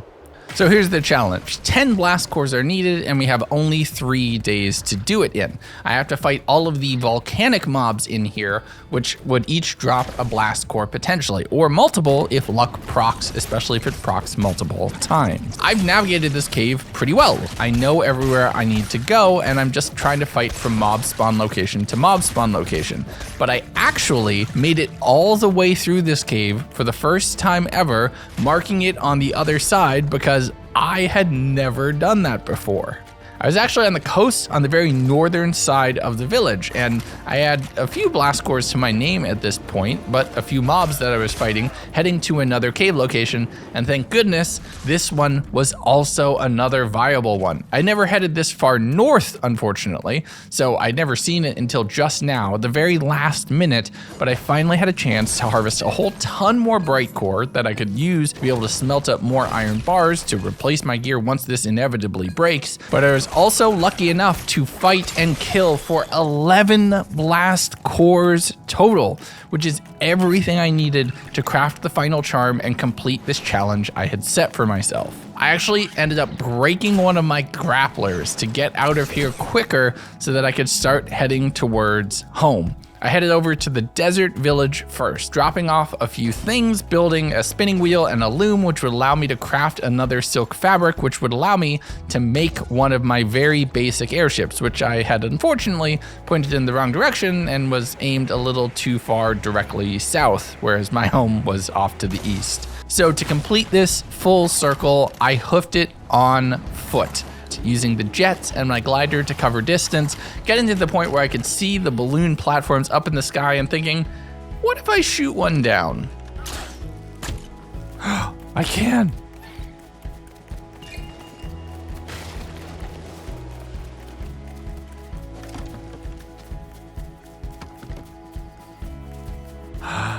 It's working again.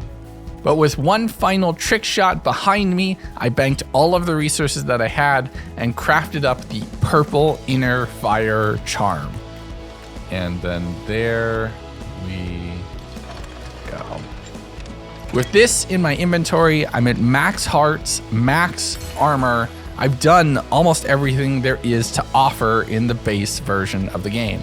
I made myself a new grappler and saw a rainbow off in the distance, thinking, what a perfect way to end this adventure.